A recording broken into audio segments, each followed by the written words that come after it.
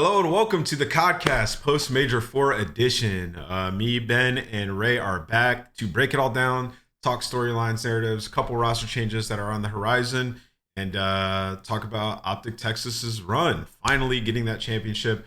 First things first, intro. Let's just talk about your guys' experience at the major for Ben, and then Ray watching from home. Yeah, fuck me. Yeah. Why don't you just kick it off, man? For you watching from home, what was the experience like? Could you get a feel for the energy in the room?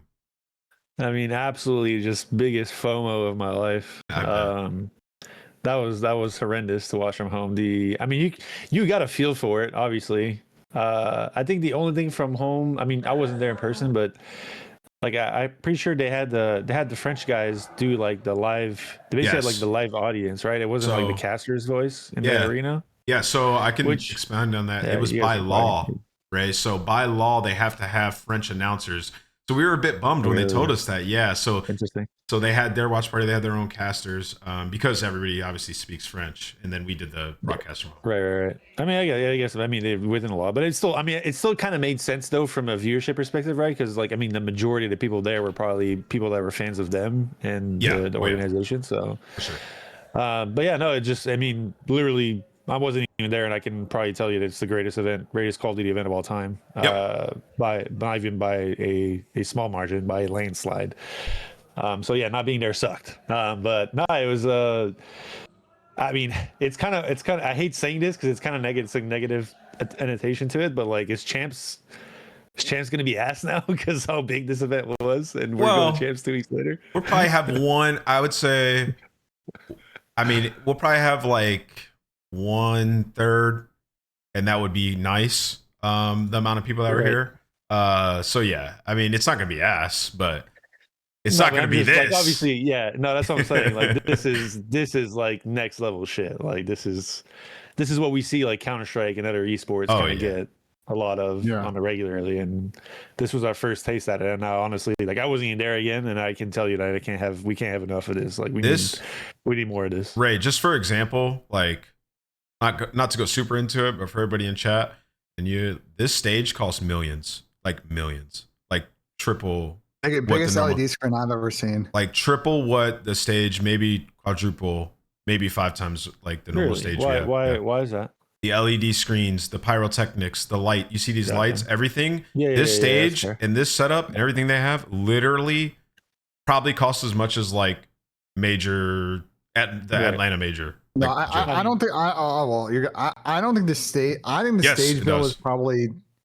You think it was $1 million for the stage build? More, yeah.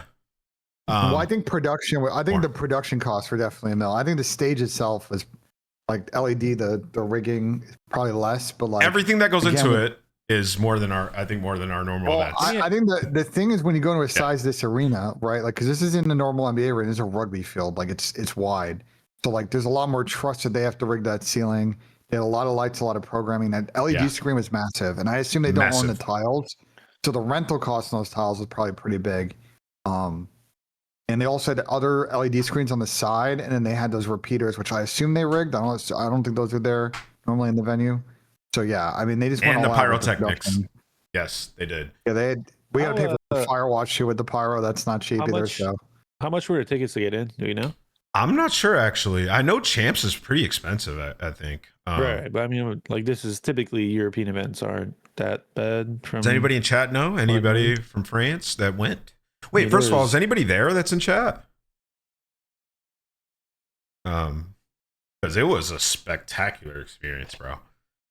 I mean, you'd have to think, like, I'm not saying they made anything from this, obviously, because there's a big spend here, but like in terms of ticket sales, they're definitely the ones that got the most revenue out of any event ever for Call of Duty. So. Well, they definitely got close because they were sold out of like apparel, dude. Like, I mean, I'm not joking, Ray. I have never. Yeah, no, everyone. Yeah, I know. I saw. I've never even been in a stadium, like, and I've went to a bunch of sports games where like literally everybody was wearing the same jersey. You gotta go to Habs game. Yeah, but there's other teams' fans there too at sports games. Like it's not like like everybody was wearing a white Gentlemates jersey. That happened to me when I went to the Argentina-Austria game like a week or 2 weeks ago. Like everybody's wearing a Messi jersey at that. That was crazy. But I agree with Dan. Like everybody was wearing white, or they're wearing the blue Gentlemates jersey. Like Bro, this was by far the best major I've ever been to. It's really not even close. Like right. environment, venue, the area. Like the only issues I think we had one issue on Friday with our setup, but again, it's the first time that they've ever done a watch party setup, hosted an event. Like day one issues, Tommy's tweaking, but I'm like, whatever, shit happens. And venue security was very tight. They had a very complicated credential for this event with a lot of stuff on it. Yeah. And the barcode wasn't scanning correctly, and they were tweaking. And Troy Cardi almost got arrested at one point because like thought he had a counterfeit pass. Like that was like one area that next time I think they'll clean up. But other than that, like Gentlemates killed this, and I have a feeling. I was talking to people on the ground, EFG people, league people. They're like, bro, we got to figure out how to get Gentlemates to run an event every year if they can do it. Yeah, if not champs. Yeah, champs in this would be nuts. I'd say like I don't want to be a negative Nancy, but the only thing from a home experience that I thought was where the players were set up on stage itself, like how the competitors were set up on stage itself. Like it was pretty bland. Like they would take a long walk across like the flat stage, and then they would it was kind of like straightforward flat. Like I don't know, it felt like where they were coming from. No, just like where they were sitting, like how it looked around where they were sitting. Like it just felt kind of bland. Like I don't know. Fair. Like the issue is for the scheme of the event, like that looked like it didn't belong compared to the rest of it. The tough thing is that they can't. So the way this venue is set up is a standard kind of a U, right? Yeah. So you guys see the carpeting, like behind that wall, it goes a little bit, but then there's a wall. So you can't really do an in the round. You can do like a U, which is what they did for Rocket League. The problem is that if you go all the way to that wall, like where are you going to put challengers? Where are you going to put all the there wouldn't have been space for production challenge and everything. Because right behind that, like we're using way more than half the venue here. Like there's not a shit ton of space behind there, so it would have been pretty tight. But I see what you're saying. I mean, like, I think imagine like more so like like how they were like they came from the underground thing for the player intros. Yeah. Like imagine the player stages was at least on top of that to give you a feel of like being higher within the crowd. Like I don't know, like it's just there's like something. I mean, to me, there was something the stage a bit more. Say that again. Saying elevate the stage a bit more. Yeah, like or at least the players where the players sit, like just make it kind of stand out. I think they really wanted to show off the big screen as well. So like maybe you get an issue where like you slightly block it. Right, that's fair. But I will say though, just from the way they set this up, the fan experience was definitely incredible. So on top of how awesome this looks, they had a bunch of people on the ground with drums, with megaphones, setting up chants, orchestrating stuff. Like it was awesome there in between breaks. And I think for you guys at home that maybe, couldn't get a full feel for what it was like in there, I almost wish instead of CDL TV in the breaks, we just had crowd shots, at least like mid-Saturday all the way through Sunday, because in the breaks, it was awesome. And I think you got a bit of it during the tech delay. I think it was Gentlemates Optic going into map 3. There was a pretty big delay. Like they showed a bit of it when they were filling, when it was Shift and J, but I'm telling you guys, in between, it was awesome. So maybe in the future, that's something that production changes. I think for the stream, that would have been a huge quality upgrade. But for us, it was awesome. I mean, we really had no issues, which is so surprising given the amount of production that went into this. The esports engine or EFG team did a great job. I mean, they were balancing both things. So like, that's why at the end of every interview, the lore threw straight to the scuff play of the game because they had to cover it too on Gataga's stream. So like the EFG production team was balancing both streams and like getting the elements at the same time for in-house and to us and like separating it throughout. Amazing job done by them. Like literally we had, I think, one tech delay all weekend.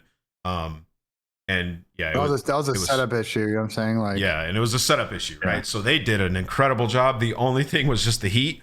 But at the same time, Paris as a whole and Europe as a whole just isn't prepared for that type of heat, which is a whole nother. They don't believe in fucking air conditioning, bro. Oh, dude, like me and Asim and Harry Moore walking around on like Tuesday, Wednesday, and dude, like it was brutal in downtown. Like, we go back to Airbnb, no AC. Like, I know Brian Saint was having an existential crisis on fucking Twitter throughout the week. Yes, I saw them on Wednesday or Thursday, and he was like, dude. I was like, you got to get through it. He's got through it. But it was a great city, Dub City. Talking to Gentlemates guys, they want to run back the event. I don't know. I think it seems like the league has made overtures to them about, like we'll figure out space in the calendar if you want to run it next year. So I don't know if they'll do it for this upcoming season, the season after. Like, I think it's definitely a possibility. I will say though, like I've heard some rumors about the calendar for the next upcoming season. And like, if the cities that I've heard are doing events, we're gonna have another very good schedule. A good year, yeah. I'd say this year the locations weren't like the best. I mean, we had Birmingham. I guess Atlanta, can be fun. I didn't go to that one. And then the first event was like a Blizzard and SMU. So I mean, Paris was the best like location for an event that we've had for sure. The Birmingham event was sick from an event standpoint. Obviously from outside, but who cares about the outside? I mean, I know the outside kind of matters to a certain extent, but if you have people show up, then the outside really doesn't matter. Yeah, sure. We're just talking about straight up event locations. But to what Ben said, the rumors as well, I've heard some of them. Rumors could be very good. There is. I will go as far as to say that I'm very excited about the markets we're in next year. I think people are very, very happy with the US to EU split and like where the events will be, and we're not going into any like teeny tiny markets again. So I think there's still at least, from what I've heard, there's still at least one slot for the events that's like kind of TBD right now to see who steps into. Again, that could be where say Paris steps into, but the rumors are good, bro. It's early, but the rumors are really good for next year. So another housekeeping thing, new Call of Duty record, 378,000 viewers, the highest peak in Call of Duty esports. Me and the boys had a quick talk about this because I do remember like Black Ops 3, I think we had 330,000 in the stage 1, the Rise Optic comeback. And it obviously it's a bit different because we used to have one stream now, and this is like every stream. But regardless of that, in CDL era, for where we've been at, this is an amazing landmark to hit. And I think it's great for Call of Duty. It just shows like that there is a massive interest for Call of Duty in other markets, particularly France. Like we have to go back. We have to go to Europe more in general, dude. I'll be honest, US, straight up, you guys don't show out like Europe does. They just don't. Every time, Ray, we've gone over there, Ray, since we were playing way back in the day, like 2013, we first went over there. It's different, and they just show up. Like they show up for every match. It's been like that since the beginning, dude. Yeah, the culture is different. The sporting journalistic like culture from all the sports they have, like I mean, footy and probably rugby are like the two main ones, but just I don't know. It's like it's more of a like they're there to have fun more so than there to spectate something. I guess it's almost like the way to describe it. I think I can think best that describes how they treat it. They take part when they're. But yeah, exactly. Yeah, they're there to like. I mean, they're there to have a good time, and it just in the U.S. it feels more like. I mean, I'm not saying some of these guys or people are not there to have fun, but it's just they don't like emotionally get involved in physically. When I'm saying physically, it's like actually show up and do things to be part of the show in a way. It's just different. The culture is different, bro. Yeah, like it feels like sometimes in America the game is second to like the event for people, when like here it's like the game was first for everybody. Like I think where we're trending is let's assume we have 5 to 6 events a year. I think the best splits are we get like 2 NA events, 2 EU events, and 1 ME event once we can kind of figure out where the ME event will be here. And that will kind of give us a good split of like, ooh, we're dropping frames. We're activating all the international regions where like they're driving like real fan growth. Cause that's the reason like that we're hitting these new highs, right? Because we're really tapping into the Arabic market. We're tapping into the French market. We've tapped in the Spanish market recently in the last like 3 or 4 years. Like we're going those areas where there's growth as opposed to like NA, which I think is kind of capped at this point. So like that gets us a good split where we're in different regions. So we'll see if the league can really. I think ME is probably the hardest just because it's like, well, what is that? Is that just EWC in Riyadh? Is that like an actual major in that region? Is that us going to Dubai? Like I don't know, but I think that's a question that will get solved probably the next couple of years with this setup. I mean, it's big, right? Because think about all the new fans that were created this weekend. So many French fans for the first time exposed to it. So all in all, shout out Gataga, shout out the Gentlemates. First of all, they all love Call of Duty, which is fantastic. And they were super into it, and they threw the best event ever. I mean, two of their CEO content creators were Call of Duty professionals, so exactly. Of course, they freaking love Call of Duty. Yeah. Shout out Brox too. He pulled up to the green room every morning, said what up. Teammate. I mean, he's just super into it. He saw a couple there in the content they make. Wait, did you? Yeah. I traveled. This was Black Ops 2 before I joined Envy. I want to say they had like a small local LAN, like an hour and a half outside of Paris, and at the time Neo, who's the like top dog of Vitality now, was running a organization called Burn Esports, and the two organizations were Epsi Burn and then Millennium, and Gotaga was on Millennium. There's basically they were playing like the what you call the chair game? What's the chair game where people walk around? They Duck sit Goose. down. Yeah, we're playing Duck Goose with like 7 players, so they kept having roster changes, and then they had a roster change like literally 3 weeks before that event, and then Neo hit me up. He's like, "Yo, can you come fill in for the guy who just had to trade the other team, whatever?" And I showed up, played with Brocky Brox, Azox, and Diablo the Tank. Oh, what are those throwback names? Wow. And then we beat Gotaga and them in the winners, or was it winner semi or some shit? And then everyone, it was fun. It was a good time. Yeah. Great guys, man. Spent a lot of time with them way back in the day when we were competing, and it's awesome to see where they've got. I mean, just mad respect. But yeah, I hope they host another event next year, or whenever they do, it's going to be special. And we're headed back to Paris for all the new fans that we created for EWC. I'm expecting them to show out. Maybe not as insane as that, but still show out for EWC. That'll be a fun time. But before we close the lid on that, can we talk about how freaking insane Jodeci felt about his choice? Like, was that 2 weeks before the Paris event? He joins Paris and he experiences like the greatest event of his life. It was like the crowd behind like that. Did you see Brock's video too? He was like him and Gotaga standing next to each other. He's like, "Man, I can't believe we got him." They're like, "Who do we get?" He said, "Joe Deceives," and they were just so turned for him, dude. Yeah. Like, it's so sick. Yeah, they do it right, man. They make their players feel special. It's like, awesome. Joe's been ripping his stream on, getting like 6K views. It's crazy, bro. As he should. I think he made the right choice for his growth. So, well, we'll get into more talking about their team in a bit. I did see and you know what was cool too? I forgot to say this about the crowd in case we don't get back to it. After they would talk mad shit, say egregious stuff during the game.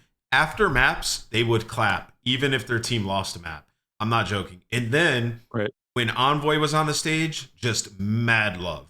And the amount of Neptune jerseys in there everywhere. Like these guys show so much love to their players, like loyal fan base. And the French, I know people give them a lot of shit. My experience, class. They were class.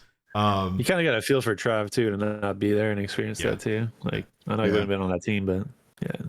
Can I also say one more thing? Because our watch party setup, all the watch party setups are like right next to each other. So to our left was Abu Naj and them, which was fun. We love seeing Abu and the Falcons boys. But to right was Optic, and I can tell you that Hector, I think the gears were turning in Hector's head watching this event of like, you know what I'm saying? Like the bar, the French are setting the bar that we got to match in Optic, man. You know what I'm saying? Yeah. So I think Hector's going back to the lab on that one with the boys and like, how do we've done a good job of activating our NA events. Dallas Champs is great. SMU events, ESA back in the day. But how do we get to that level? Well, I think they had a chance to do it like 5 years ago when they had it all planned out and then COVID hit. I think they were gonna like if they would have went into that route, they were gonna do the Chicago event. And you probably heard about it. Where they were going to have who do you think was playing that fucking? Yeah, they had a lot of cool shit planned. It's probably one of the biggest what ifs in terms of events in COD history, but I think they could throw a very special one. My favorite moment, Hector and I have joked about this, is that there was a real conversation about when like the Optic team would do their walkout at that event that Sirius would play by Alan Parsons Project. And if you don't know what that is, that's the Chicago Bulls walkout, like starting lineup song. Yeah. That would have been insane in Chicago, but just have Caleb walk him out. For a bit. I talked to Hector for a bit. He got some inspo this weekend. I think the Optic boys are gonna cook with their next event. Okay, so let's talk about the tournament though. Let's get into this. So here is the bracket, and we'll just kick things off with congratulations to Optic Texas. Felt like I was going against the world in the grand final when I picked them, but I saw all I needed to see. Mercules with the NPC in hand. Why the hell wasn't he using it earlier, first of all? He unlocked a whole new side of his game. I mean, we knew he could use a sub. Like, we knew it. Yeah. It just did last year. Yeah, it just took a little bit. Why couldn't you just stick to the ER last year when we played Champ Final? That would be great for us. Yeah, he waited till, I mean, I guess it happened like split 2 or split 3, but he waited until the bracket play, and more specifically until their Paris Gentlemates loser final to really whip it out and top take. And he was frying. Like I said, it unlocked a whole new part of their game. The respawn just became insane. They dominated the respawns in the loser final, and they dominated the respawns in the grand final as well. So shout out to Optic, congrats to them. And I have some VOD that we'll go over in a second, but I'll kick this over to you first, Ben. What did you see differently about Optic Texas this weekend, and kind of what were your thoughts on their overall run from start to obviously the championship game?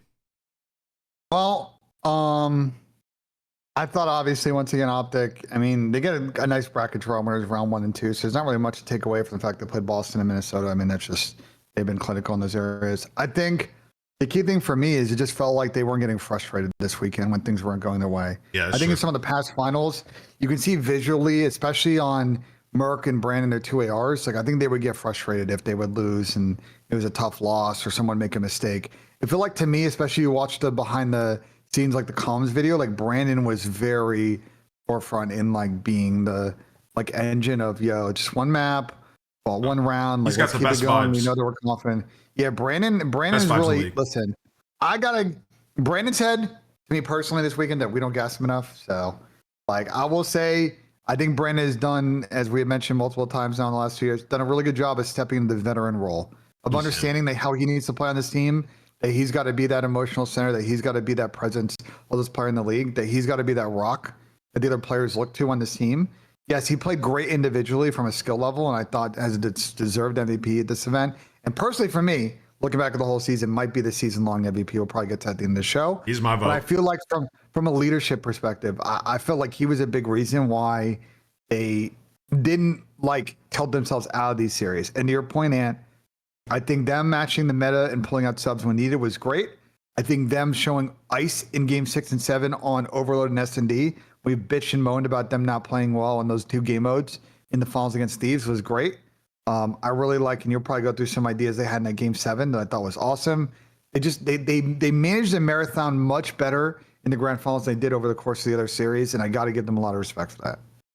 Yeah, I'm gonna kick it over to you, Ray, but I get goosebumps talking about this type of stuff because this is what really gets me excited when I see a team that like really addresses issues and whips out stuff that they didn't show us at all. Like the gridlock overload. I mean, they hadn't. I don't even think they played that, bro, until the game 6. And then it was their own Oviedo.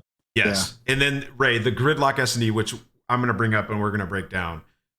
You remember when I did a whole breakdown on broadcast and in here about how bad their gridlock S&D was? Completely redone. I can't wait to go over it. Like, you talk about it, Ray, what you saw from their game, because they showed us like so many new looks from their weapons to the game modes to the final. Talk about it a little bit, please. I mean, I don't know. I hate how we talk about this every time, but actually, let's not start with that. Let's just Optic finally got it done. I think I agree with you, and I think they got it done in ways that actually makes him scarier than otherwise, because now like it seemed like there was some, I mean, I'm not saying there wasn't prep done beforehand, but it seemed like there was some specific prep done to address specific things that we're going to encounter against Thieves. There was like there had to be, just based on some of the changes that we saw on how they played certain things like you described. And to me, that's like, you need to do those things to win events. You just do. Like, even with all of that, like, it's still a 4-3 final. It was still really close. Like, I feel like the meta we have right now, especially in terms of like weaponry, just doesn't really offer that much separation between some of the best teams, as long as they're using some of the similar weaponry in instances that require it. I think like that's almost like the biggest gap that we had beforehand, was that certain teams were willing to go more NPCs and some weren't. And I'm not saying there's instances where you don't want to have a ton of NPCs, because it's like, I mean, the Scar Overload, for example, I still think in a lot of moments it's still very AR driven, but for the most part, with a lot of these maps and how, like, I mean, especially some of the, like, Gridlock seems like a big map, but a lot of these encounter are close range. Like, you need the speed and the NPC abilities to get control of those close range areas, or else it just doesn't mean anything. So, I mean, props to them for actually making the adjustments. I'm sure Damon and JP were a big part of that, and we're extremely happy to see Merc using the NPC a lot more. That was a long overdue, and I think a lot of teams that are going to see that weren't kind of picking up on it either are going to make changes now. But no, it's going to make champs very interesting now, because this is the point of the year where the prep aspect of things becomes even more flagrant, because now you have 2 weeks, you know who you're playing against, you know who to prep against, you basically know your route for your first 2-3 games at the very minimum, regardless if you win or lose. So it's very, very much what can I do to find tidbits of what I can do to counter what they do on the average basis, and it's all the mind games kind of start now. So Yeah. I think if Optic picked up on some of this and actually played that way in the final, like especially in the finals, they, like you said, they pulled out a lot of avenues that they hadn't shown before. It's actually a really good sign for them going to champs and having a chance to go for the three-peat. Yeah, I think everything you just said plus what Ben said is like this team just kind of has it all. I mean, I think all the second places for Optic fans, like, it was a blessing in disguise for these guys because one, for a team that has beat them like the last 5 times or 4 times, whatever it was, to ice up in those last 2 games is insane mental. I will credit Dashi with a lot of that as well, just because I think he's developed into an all-time great now at this point with all these wins he's had and the leader that he's been for them, at least in terms of vibes. And every listen we heard from them and from their camp, this guy is awesome, bro. Like, he is just like, yeah, somebody calls a strat, yeah, let's fucking run it. Mini adjustments, like how to deal with the crowd, like just reinforcing like their thoughts in game, clearly what they went over with their coaches. Like, he's just done a great job of that, and he gets MVP and was unbelievable in the final. So shout out to him. But let's go over the VOD real quick. So we talked about their S&D on Gridlock specifically, a couple that they've lost, which costed them a couple matches in the qualifier. Now, Ray, you had talked about this as well when we had initially went over it. Like, maybe they weren't trying to show everything, which is why they kept doing that same look. But here's like the deviation that they added here, which you'll see throughout a lot of their defenses here. So before they would have, remember, they'd have Shotzi. Well, either they'd have Dashi alone here and they'd triple stack, or they'd have Shotzi on the van and Dashi would play like the connector here and they would play like a crossfire. They would either get bullied or like smoked pushing over towards showers. So this is their like initial. They were way more spread before. Yes, I think. Way more spread. So the difference here though is like, so the initial look is they're like double stack mid because they know like they're not going to be on B right away, and they do this split over where like Shotzi goes back, Brandon holds. But the difference in this is that this allows them so Dashi can quick wrap, and then look how they set this up. Hook's playing a way different offie. He used to play on here, which is like kind of like a typical spot that they play. He's playing like low to the ground for like a close choke where like if you turn to kill him, you have to go all the way down, and it's like a high to low because Mercules is here as well. So you're guaranteeing at minimum 1 kill guaranteed. And then when Dashi comes back, he plays the wide angle. So like this is like rehearsed. Like this is awesome to me. So this guy hits this corner for the low, jumps, Dashi has the help, and it's giving you a chance no matter what happens on the push into A. Which is an awesome deviation. Grenades, though. I will say that this can get countered with, those are very easy needable spots if they play it back. But I agree with you. But let me add a thought. It's better than the fucking spot he was at behind the pillar because it's so easy to camera that spot. Like the one to the right. So quick. Yeah. Let me address that real quick. I don't want dominance. I don't want everybody to talk, but let me address that quick to what Ben said because we had a discussion about this as well. Typically, what a lot of teams do, Ben, on their offensive pushes is they throw one pre-nade. So one nade, if not 2, initially is done because they're trying to catch people running through bomb, right? So that's done. And then there's another nade that is required. You have to throw into showers or right here, right? So 2 to 3 nades on a all-out A push are immediately removed from the equation 100%. And if somebody happens to nade where Hook is at, we will bite that bullet because we have Mercules for the failsafe and Dashi for the wide. So really, to me, everything is accounted for here on this strat for Optic.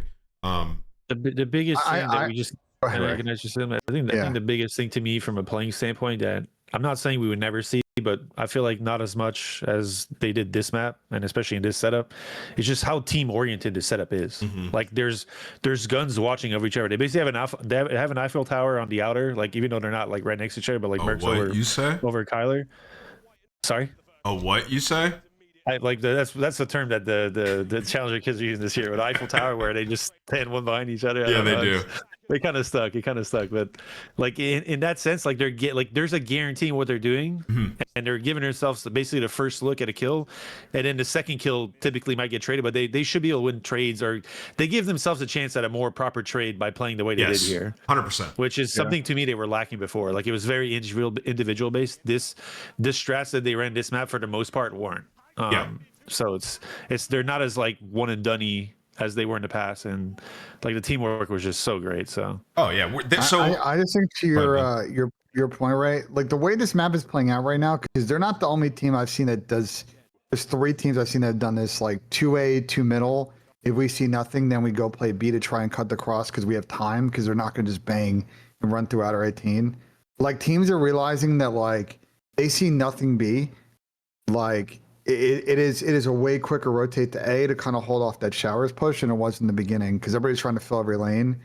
But now people are doing a much better job of playing like an A defense, not getting bowled over.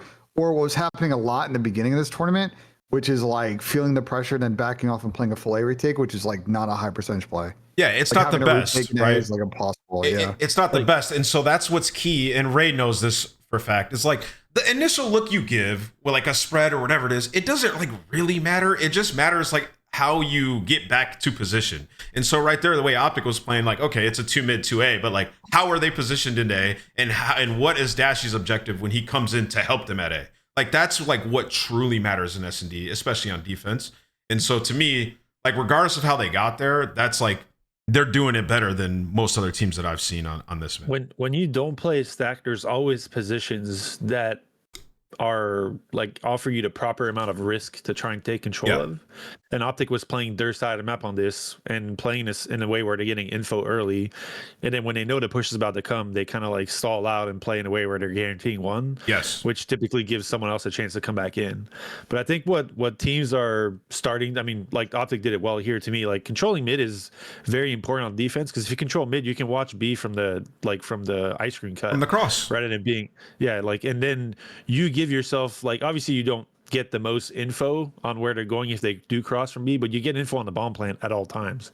Which then buys you the same amount of time as we were talking about A, and a chance for a retake, right? And a chance. Correct. Like, well, it's like that's the thing for me, is like, teams, for the most part we've seen so far, like there's two play styles. There's teams that spread, that typically try and like do hero ball where they try and get their ones. There's the teams that will spread in a way like this where it's more safe and they're playing more reactionary for the information. And then typically, like, the way the play style goes when you play this is just trying to deny plants, especially at B.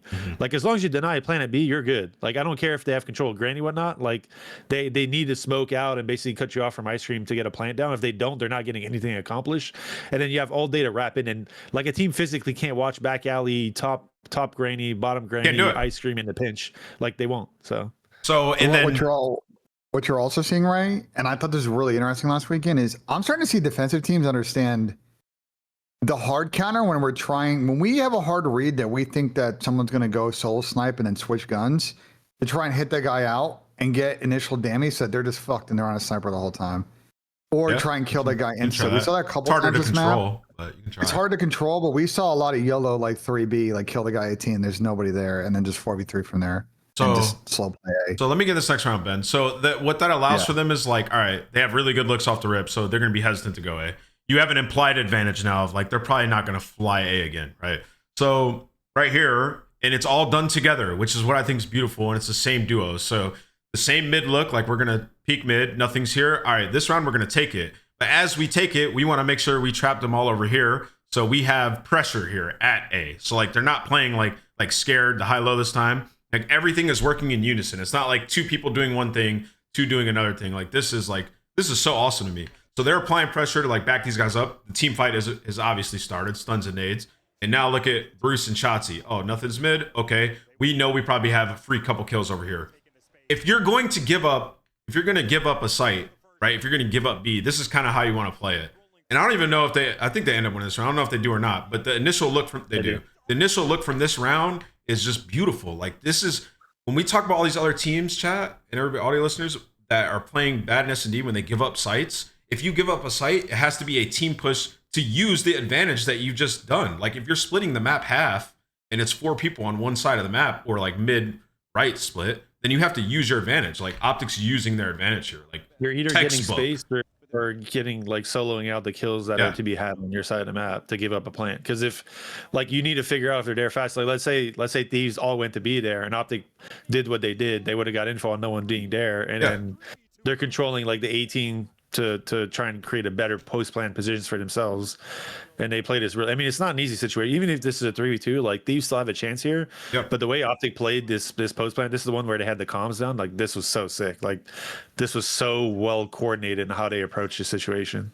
Yeah, Optic's their whole plan was like, all right, we're going to give ourselves an advantage early in the round. And if we get our first blood, the round's going to be GG. But yeah, I mean, I just thought It's good use of the smoke. Bait out the player. Yeah. This is And beautiful, brother. we talked about this a couple weeks ago, bro. I feel like some teams with their strategy don't understand the math on the now full season retake percentage. This Yeah, is they not don't. a game. This is not a game where you can hit a retake 40 or 50%. There's a mid to low 30% retake game, and like playing the 3 out of 10. When the numbers are even, right, Ben? Or are you just saying in general? No. Pretty much in most situations, it's like somewhere in the 30s on the retake. Even a 3-on-2 situation. 3-on-2 is a little bit different. I'm talking like man and like 3v4, 4v3.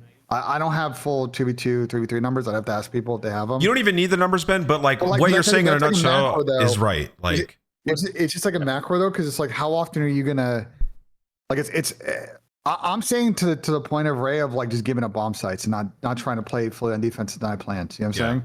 Yeah. Like if you're in even numbers, giving up a bomb plan this year is atrocious. Without activity. Yeah. It's like we've seen it enough now that like the teams that are still doing it are like, bro, get a grip. Like yes. There are past games where you could do it. Vanguard was a game where you could retake wall, and W3 was a game where you could retake wall. Even last year, in some situations, it could be done. This year, hell no. I just think too with like the meta and how COD is evolving. This is not even just from a game specific standpoint, but how teams are approaching situations. Like teams used to plan and just get the fuck back and not do anything. Like now teams are more willing to take risks and understand that like a 4v4 plan doesn't mean I can just sit back and just watch the bomb. Like a 4v4 plan means that I have an advantage. Oh, I have an advantage because they have to come to me, but the round timer is decreased to 45 seconds. That's it. Like nothing else about how I'm trying to approach this round should be any different. Like I don't have a big enough advantage to just be able to sit on it. Like I need to still make plays and try and get in better positions so I can get the kills that they're coming. I just feel like if you have an advantage, you know that they have to be active. You need to use it, and that's just something that Optic's doing better than most of the other teams are now, if not all. And this map is like the greatest indicator of it. If I was the rest of the league, I'd be watching this not for their strats because they can change these up on a dime and like the places they play, just the way that they approached it, like their activity, like the looks of it when they had a lead, how to maintain a lead, which is something a lot of teams don't know how to do. We've seen it all weekend. Comebacks and search and destroy. Like you have to be willing to take the proper risk with a lead and like use your lead. Something that we used to preach all the time, Ray, when we were a good S&D team. Yeah. I just really like the baseline of what Optic showed here. Like even when they were spread, it was like 2-2 splits. Like they were always, there's a buddy system going. You're guaranteeing some element of like numbers if you're ISOing someone. Like you're giving yourself way better of a chance than just like I'm just gonna be blatant here, like Ant running up the map and trying to make a play, or someone individually trying to make a play somewhere. Like this to me had the way stronger backbones of something that's gonna be consistently good for them, and not as reliant on just someone just going popping off. Like, and I love that this is the way that they did it, because this was a no cheese, everybody's warm, a game 7. We're better than you. We're more prepared than you. And when they first played this map, it was the minor. And it was the way LA Thieves won that minor, or at least I think got to the final, because they played in the semifinal. They beat them on a gridlock game 5 where LA Thieves blitzed their shit, and we were praising LA Thieves. So comes full circle here. Can I point out the elephant in the room real quick? Yes. Yeah. So we had 2 more maps added to the map pool, correct? Yeah. Mm-hmm. We had a hard point and a search and destroy, and the fucking vetoes for the finals actually helped Team B even more. Like there was an even matchup. The Team A didn't have the overload advantage anymore. Fucking Team B got the veto and overload. Oh yeah, they get the veto and overload. Literally had zero advantage now to come from fucking winners. Yeah, it's tough. It can be tough. It can be tough. They're gonna fix it. Criminal. Yeah. I talked to the event. There are a couple proposals in front of teams on like whatever they're going to do about grand finals next year. So I just think that the sense was that like nobody wanted to just overhaul it mid-season, but I agree with you, Ray. Like it's 4 teams and 1 for losers this year. It was already like not an advantage. Yeah, now it's kind of OP. Yeah. Now it's like bro, like what are we at doing? least try and keep it. Like again, I'm not saying you overhaul the whole thing, but at least keep it in the sense I of hear like you, I'm with the you. same level of advantage as we were before. Not fucking go the other way. Yeah. Like I think we all acknowledged they acknowledged it wasn't fucking good enough, and they fucking went the other way. Like brother. Yeah, it's just because we added the maps. Right, I'm with you. I think there needs to be a little bit more of an advantage. It's like even split. Probably LA Thieves is a little It's just ridiculous, bro. Like it's in front of teams, and they got to collectively make a decision about what they're going to do. But they're going to change something about the grand format. To your point, Ray, winners got to have more of an advantage. Honestly, is it crazy for me to say like just let the winners team like pick the order of the maps and like all the maps? All the maps, and then just let. If you don't want to do like the best of 5 series or whatever, or just even give the team a free map because you think it's fucking hard to understand, just fucking give the team a literally like allow team B to veto 1 hard point, 1 search, and 1 overload, and just let them pick everything else. Yeah. Everything else is the other team's pick on how they want to go. That would be great. That is an advantage. Like that is, I deserve to have a chance to win this event better because, like again, it's I mean even in a sense it could be not the best advantage because like Team B's map pool can be way stronger than Team A's map pool, but at least it gives them the way to set up the series they want to play. It gives them something to work with. But all right, we'll get into that off season. We have plenty of time to talk about that. So I had to bring that up though. That pissed me you're off. good. Good regain. Yeah, good regain. All right, so obviously Optic celebrating. Dashi wins MVP. He's him 1.2 in the grand final. I will say we're gonna do some awards next week before champs. We're gonna be giving out best arrow, my favorite award.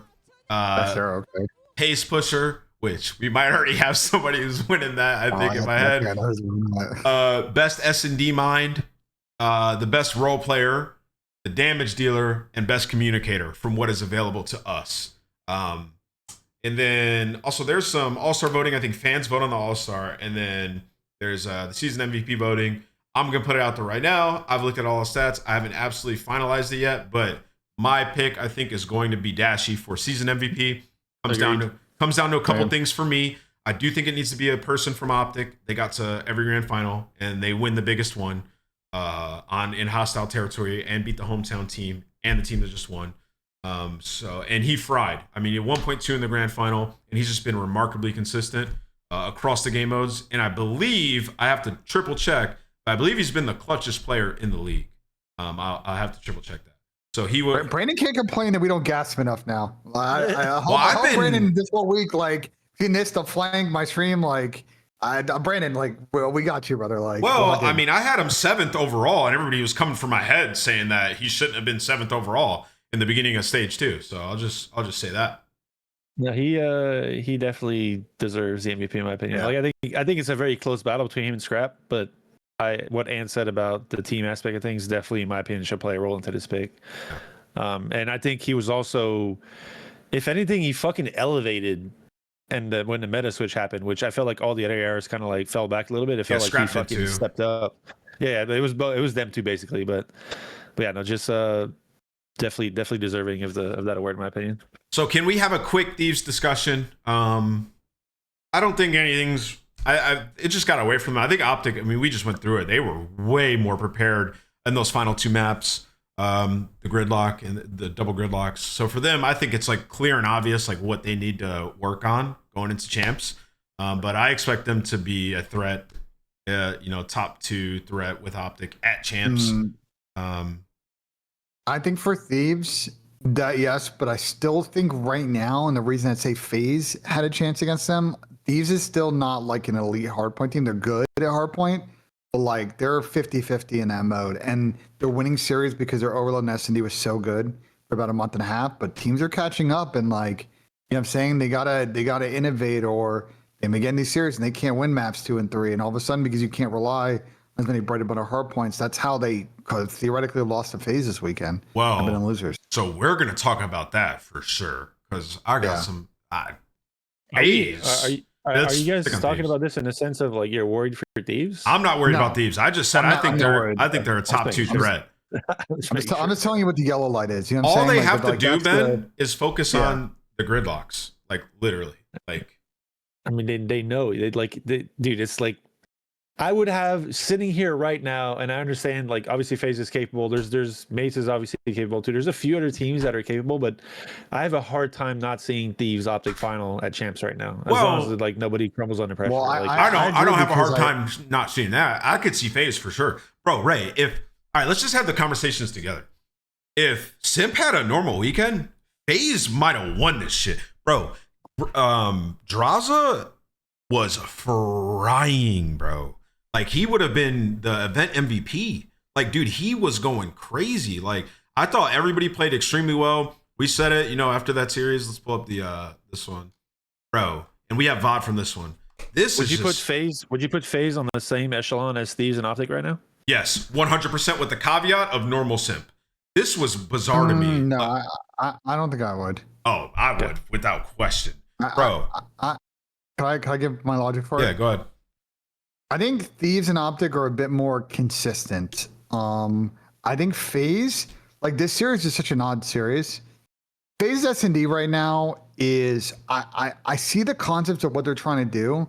They don't do it well enough together compared to Thieves. Like the Paco Abizi duo in S&D right now is like very underrated. They do a lot of shit together. And I agree. If FaZe start doing that, like they're going to start picking off S&Ds. But I will say with FaZe, like you see the ceiling, bro. That map 4 was potentially the best hardpoint they played all fucking season, bro. Like, yeah, I know 04 is running the fuck people down on that map, but like concept wise, what they were doing together and doing it quickly, like you see why this FaZe team has made top 4 at least at every event this year. No one's saying like, they can't do it. Like I'm not saying this team isn't capable of competing with those teams. I'm just I agree, Ben. Like from a consistency standpoint, I think we've seen more out of Optic and Thieves in the, especially recency, and for champs, recency always matters. Like, I won't argue that. It's not a season long race. It's fucking who's going to play the best on that weekend, and it's right now. I would argue that Optic and LA have earned the rights to be seen as the top 2 teams in that sense. Let me just say this, Ben. They can do it. Because I hear what y'all are saying. I actually, I agree. Like Optic and LA have been more consistent. But there is like a level that FaZe get to sometimes, and particularly like Abuza, bro. Even 04, since 04's won MVP, he's been full stop monster. Like he hasn't slowed down, point blank. Like he had, I think, the best individual map of the entire tournament. The 45 on this game 4. This was crazy. This was bro. I was like jaw dropped watching FaZe in games 3 and 4 here, and in the beginning of game 5. Like, who the fuck does this? He ran an NPC the entire time and just ripped. Like, was winning every square. Draza and Abuza had an unbelievable tournament. If Simp was even like 75%, I think they win this. And I have a bone to pick with the play caller on FaZe. I don't know what the hell we're doing here. So this map, everybody think back to this match, because we don't have the time to watch the whole thing. Abuza was ripping. There was one round on offense earlier in this game where he ran over to where Draza is right now and just fucking rip scrap and wall banged him. Like, dude, he was like not losing a square. He was dapping up. I mean, he had the perfect reads. Remember the round 1 where they were pushing through Dojo and he just spun around and killed the guy, and then it was Paco, like easy read, dapped up Draza. Like the AR duel was on it. So the play call here. And the play call here is, okay, we're going to try to get this bomb down. 1, Simp is getting shit on an S&D all weekend. That's the pimp. That's my goat. But I'm going to call it like I see it. He was getting shit on S&D all weekend. He was scamming. He has like 3 first deaths already in this map. Why isn't he carrying the bomb? First of all. Second of all, we're dropping back to watch this flank. Abuza with the bomb at 12 and 4 after ripping the whole game is a crazy decision. But that doesn't matter though. Like if you're the bomb carrier in a certain strat, you're bomb carrier in a certain strat. I don't care if you're like a million over or not. We have to make adjustments though, Ray. But anyways, regardless of that, he's ripping all game. I'm like, oh, is he gonna get out here? I'm like, oh my god, he got out. We're cowering on the retake in our base. Draza needs to be helping here. Like this to me, when I say I think FaZe can win, it's because I know how good they are, and I still put them in that tier. No, of course. But to your guys' point, this right here illustrates the difference between them, Thieves, and Optic. Low key, it does. Like, you guys are right. Because to call this play here and to have Abuza carrying the bomb, which we might have philosophical differences on this, Ray. I don't think he should. I think it's crazy. To not help him is even crazier. I don't think the strat. So listen, I agree with you. If they hold Abuza's cross though, the strat conceptually is not that bad because Thieves did not even consider 04 compend. So like they actually stall for like 3 seconds. He's probably getting a kill. To be fair though, so is Neum. So it comes down to whose timing fucking it's quicker. But if you were to look at where they were positioned in the situation, I think 04 plays off. To your point, though, and we've talked about this all season, it's like you got to help this bomb guy get out. Like he's getting to side 10. Help him get back out. Up all the way, and like we're staying up. But they don't, because to your point, they don't watch him get out.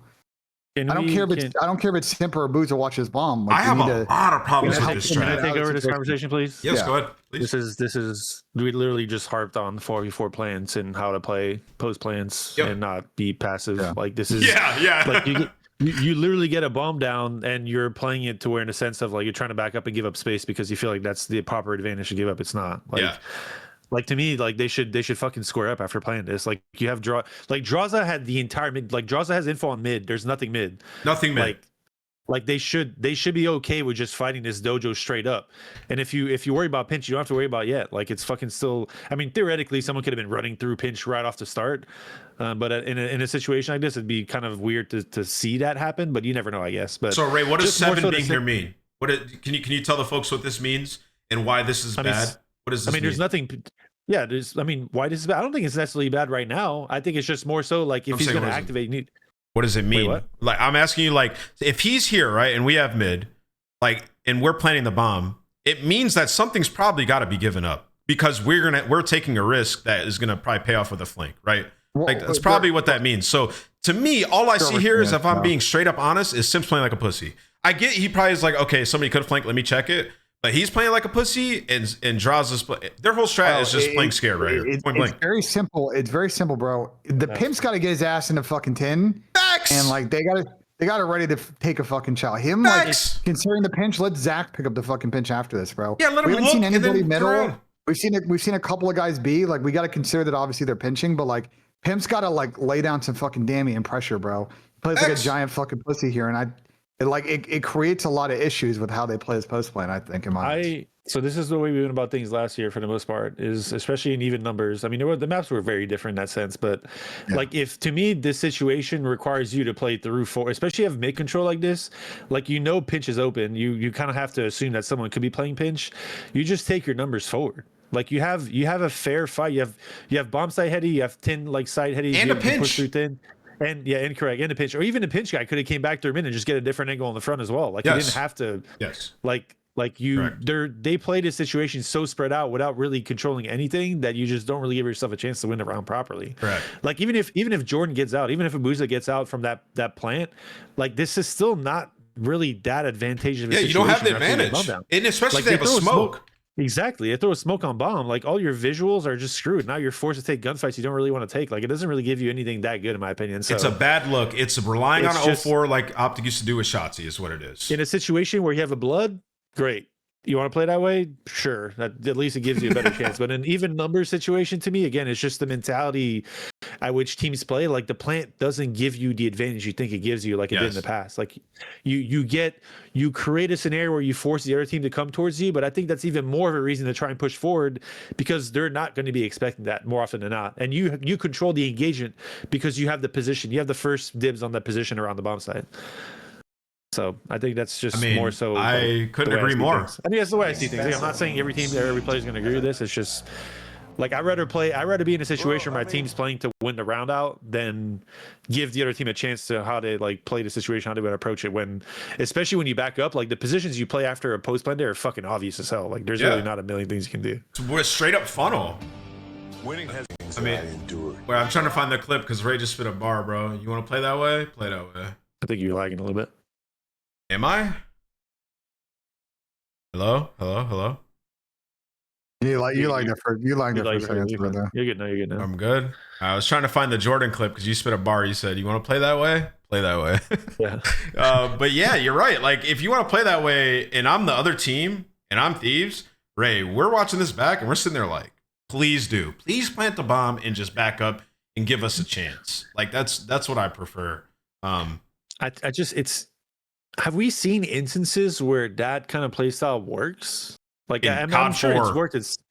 No, I'm just saying like this year, like there has to be some examples of it working for teams to be still doing it. Like maybe in scrims it works. I don't know. It's just it works. It works on the B side if they're not there. Like if it's just a sniper and he gets back down and we plant, they're still rotating over and we've got spaces set up and like you need a 10 layers and it works. But like if they're already there for a hard counter, like you got to push through. You need a delay.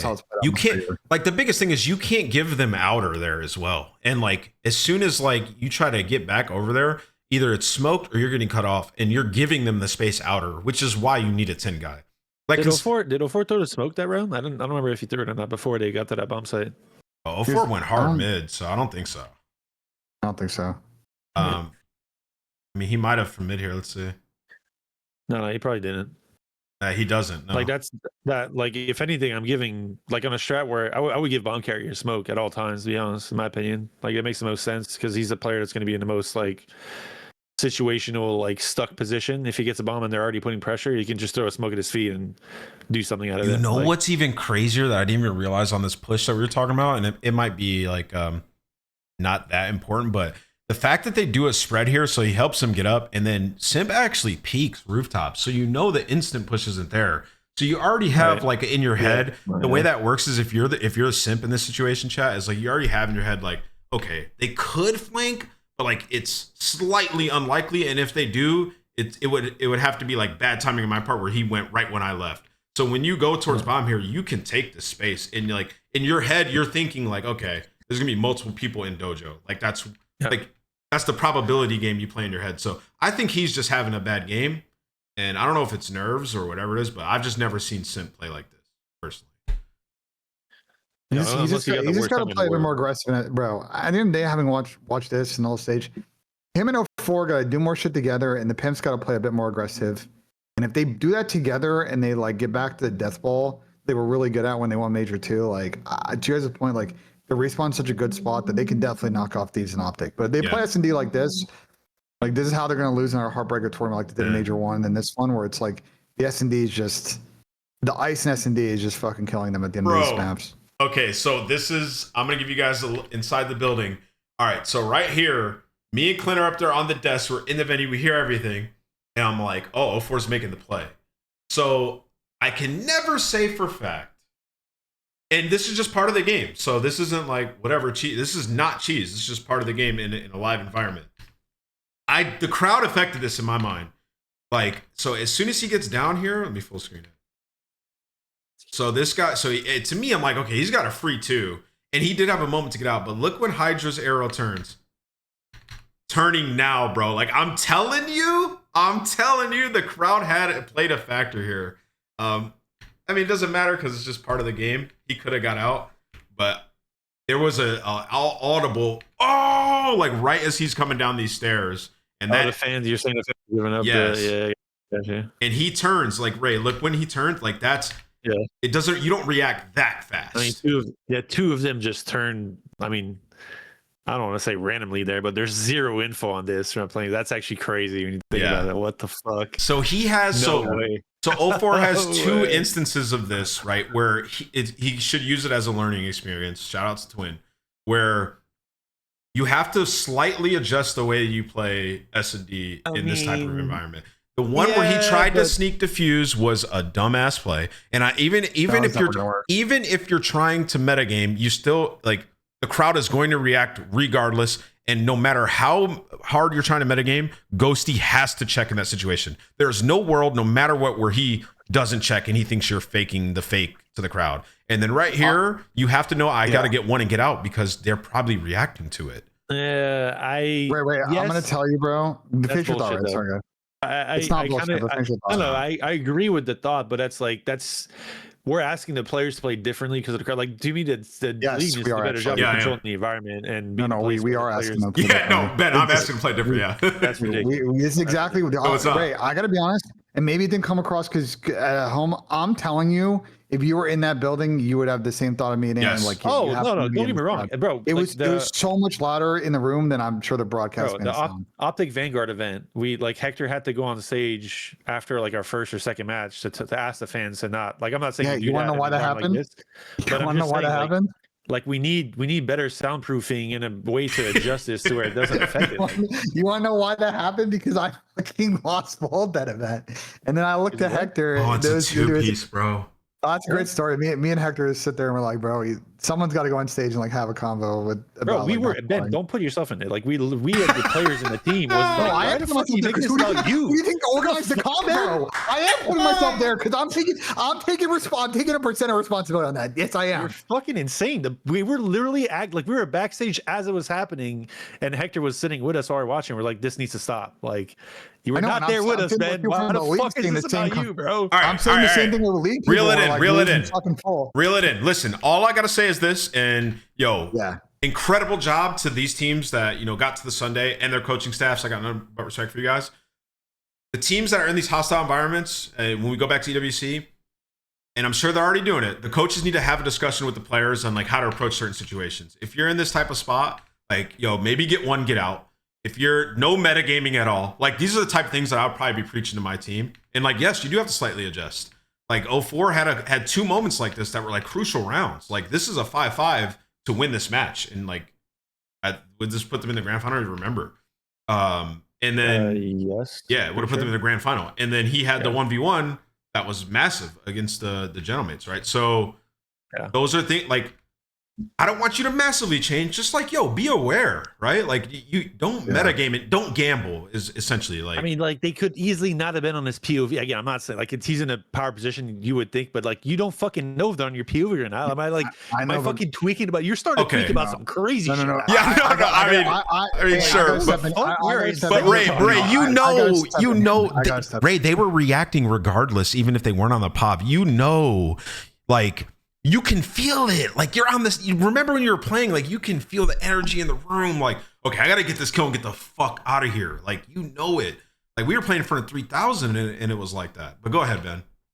I'm telling you that having talked to Counter-Strike players, this is unfortunately in rooms like this, you have to 5-head this, bro. Like you need to take the inches when they're given to you and get a fucking mile, and knowing how to work the crowd, fake out the crowd to get info to make the other team fucking tweak. Like, you got to do that shit. And if you're not, like, you're leaving an advantage on the board. And it's unique because it's really only going to apply to maybe 1, maybe 2 events the entire year. But you got to know it's in play. And to your point, like, this situation is unfortunate. I don't know if you're going to be able to really, in the minute, be able to do this. But the 04 Ninja Defuse, that shit never going to work with the crowd. You got to know to fake the Ninja and then hop off the bomb. Even though if you don't know where he's coming from, like, you got to make that single tweak in the 1v1, you're never gonna be able to just hop in and get the full defuse. Let me ask you guys how you feel about this, because we've talked about this a while. Me and Chance had a discussion about it as well. I think they need to be turning X-Ray off, and I think Q's in the chat. They did.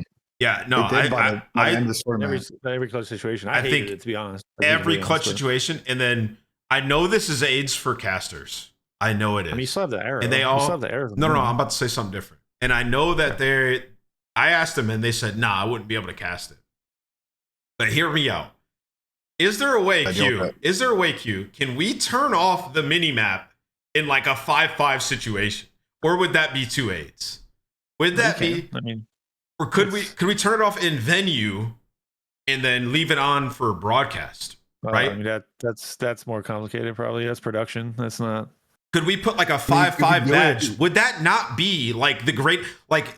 Let the caster still have it, but on the venue element, we have like a block here, like maybe something that's visually appealing, or like some stats or something that blocks in-house minimap.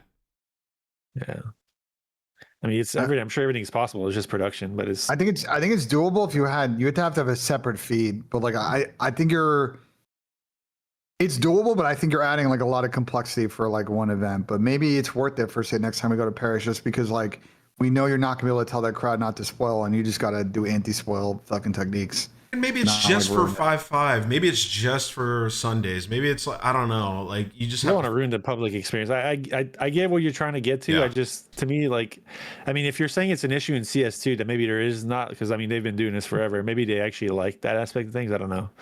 Like as the players, you kind of want to feel the crowd too. Like that's part of the experience. Like I don't know. There's got to be a very difficult. Probably, honestly, might not even be an answer to this problem. It just might be something that just is what it is, and you just got to deal with it. It's part of the RNG of live sports. I mean, there's a lot of RNG. People miss field goals from fucking 20 yards, extra points. Well, that's different though. It's not breaking strategies and tipping your cap at what you're trying to do. That's just reacting to the pressure of the moment kind of situation. Yeah, which I'm totally fine with. But yeah, I don't know. It's tough. It's a good shout though. Again, I'm not like just trying to provide solutions. If we were to get in environments like this more often, to where this is clearly like happening, then I'm sure the players would eventually adjust. But at that point, you're almost like forced to play just straightforward COD and never really try and make an individual play. True. No, but you're missing the point though. Is you can make plays, but you got to fake people out. Like there's ways, and they do this in CS where like I've talked to CS players, like they know there are things that you can do that'll make the crowd tweak to give yourselves information on like where people are and like deep parts of the map where you don't have sight lines. It's and, just like you can. A 5-head the fuck out of it. The game is so different though. Like I know. Like a CS round is so much longer. There's so much like there's so much more space to kind of create certain things away from where the potential play could be happening. COD is just not in that same kind of wavelength. You can adjust like I'm not blaming 04 by any means, but there is like this is their first time playing this. I would expect in this environment next time Search to be played a bit different. I don't think Gentlemates will get away with the murder that they got away with at this event, because Search and Destroy, I mean, even in like the small situations, they were getting little advantages. Now they played great, but the crowd played a massive factor. I mean, anybody that's there, Ben knows, Ben was there. You know how it was. They were spoiling pretty hard. It was the most we've ever had. And yes, I get it's a part of it, but it was a new environment for our players. And I'm not saying it's good or bad, chat. I'm just saying our players were not prepared for that on the other teams. And the discussion need to be had with the coaches. That's the whole point of this. It's part of the story. But let's keep this brought it up. Honestly, probably had to brought it up if I was coaching there with the team, just to try and see what we could have done. Like, I think I think just the more mentality would have been like in later rounds, big moments, try and be more straightforward about our strategy where we're together, like the dead ball situations. Like Optic, the crowd can't really give that up. Like, yeah, Optic did a good job with it, honestly. Yep. All right, so let's move on though. We got to talk about the Gentlemates, their team performance. A return on investment. Joe DeCease played great. Estriel, I couldn't believe how well he handled the crowd, man. I mean, it's like, he's never had people rooting for him, and he was hooping. I mean, he just does, and he was making incredible plays and poise under pressure. And then Sib, I thought had a good tournament. You could tell that he was inspired and the nonchalant. At first it started to drop off a bit, and he started to let loose with the crowd. He was straight faced at the first walk in. I was like, bro, come on, bro. This is the crazy. Like, Dante's 18,000 people cheering your fucking name, and you're just in there like come on, give me a smirk or something, kid. Like, give me something. He opened up. He opened up later on. No, even Ronaldo and Messi don't orif on this much, bro. Like, you gotta do something, man. That was funny. It was hilarious, but yeah, I mean, they played good, man, and they had themselves a good tournament. I think it's something great for them to build upon. And yeah, I think that, the players for this fan base definitely lived up to the hype. And this sub duo is something serious, and they have a real chance. They got 2 weeks to kind of iron out some of their issues against the top teams, particularly like Optic, and come back stronger. What do you think of their performance, Ben? Let's start with you.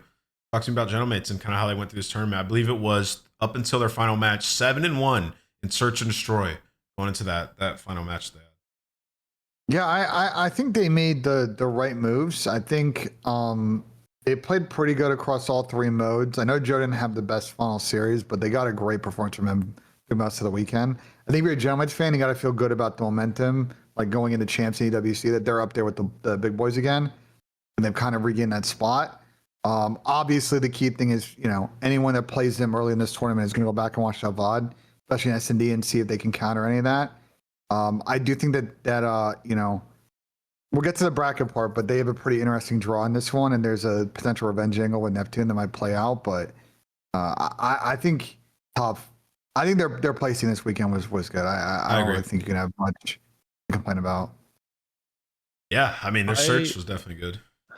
Yeah, I mean, if you say their crowd had to play in it, then they did. Who knows really how different it'll be when there isn't. But I to me, they're kind of in a similar situation they were towards the start here in terms of the players they have. Like they have capable talent, and I think, it's clear now. I think you could probably argue that Travis wasn't playing the best as of recently, and Envoy obviously was okay. It wasn't anything crazy, but I think Estriel and Joe definitely had a better second half, at least since the meta change. Definitely they did. Were better. So if you look at it on paper, again, just being subjective here, you probably would argue that they're a better team from a talent perspective right now. I think they're kind of in the same boat they were before, though. They just need to figure out a way to how can we play this? How can we figure out our team ball in time? And make the changes necessary to just be more team centric in more moments in the game, to where they can let their skill set push through like they did basically in Major 1. And the hard thing, they have time against them. That's really kind of the caveat here, is that they had 2 weeks before the major, and then they have another 2 weeks before champs. So it's a month to kind of put two new guys coming from two different teams together with your two other players and get to a place where everyone's kind of comfortable with playing with what we're playing with is not a lot of time.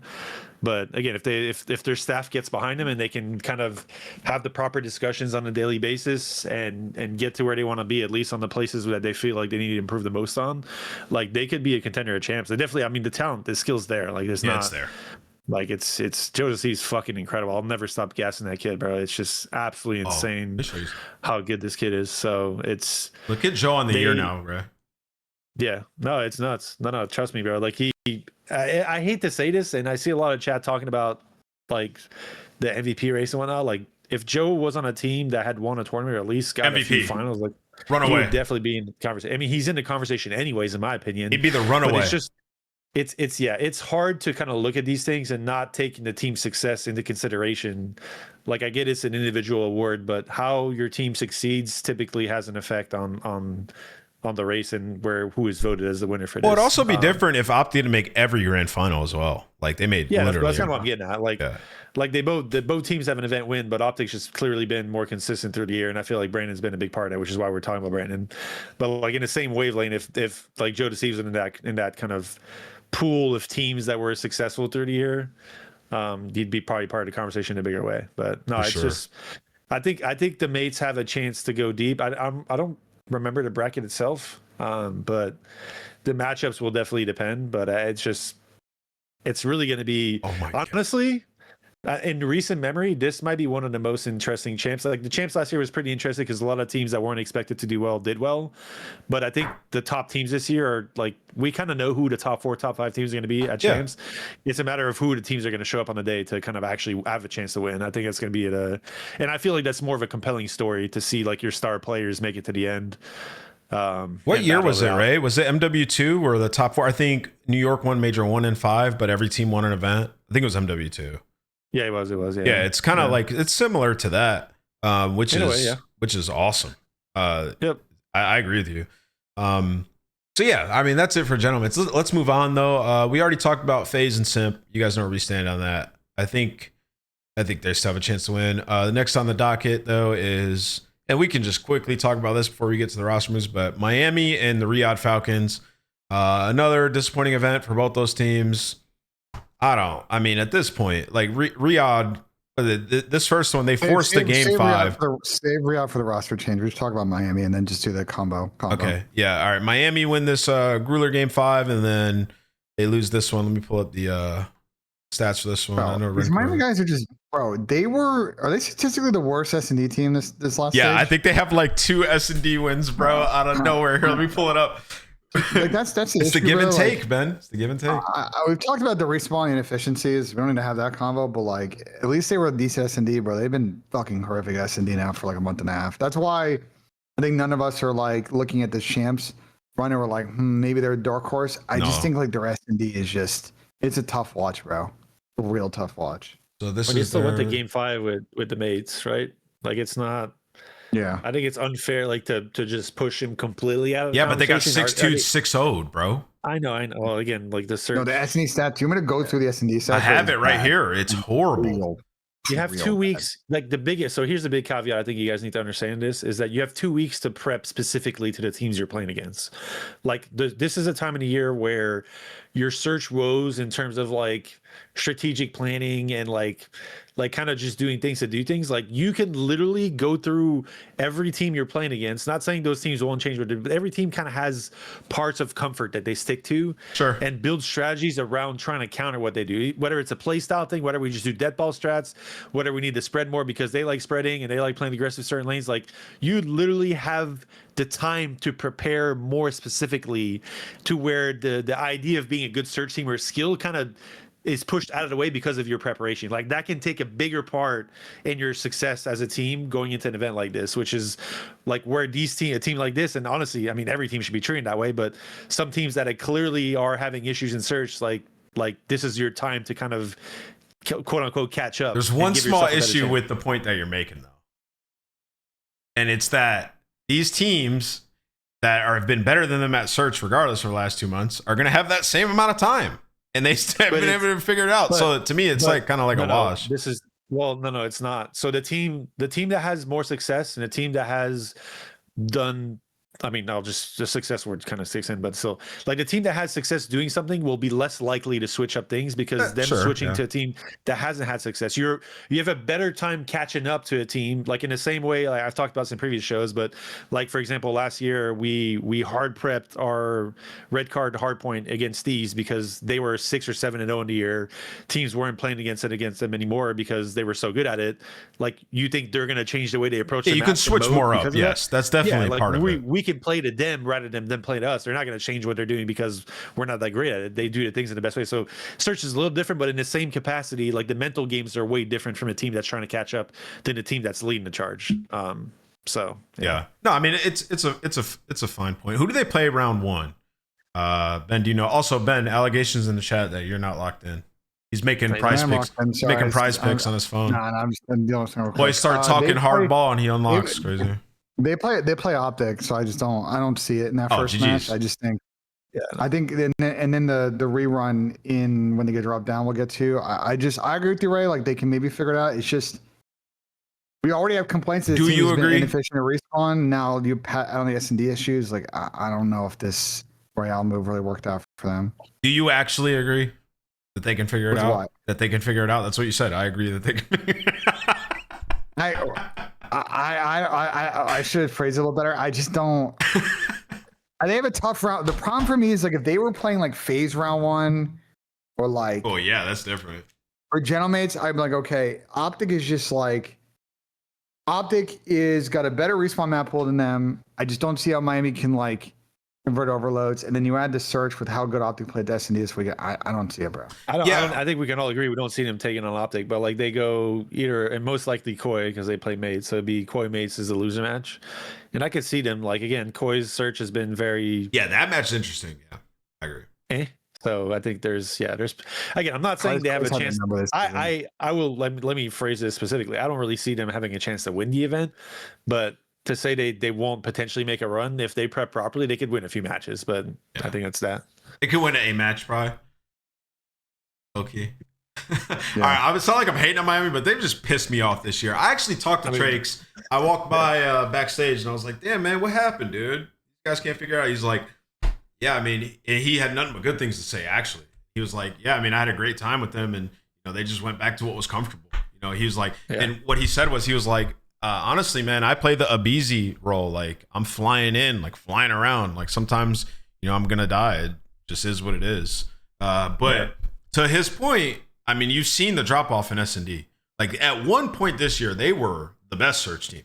It wasn't like they were a good search team. Like they were the best search team. Like around that first minor time. So, yeah.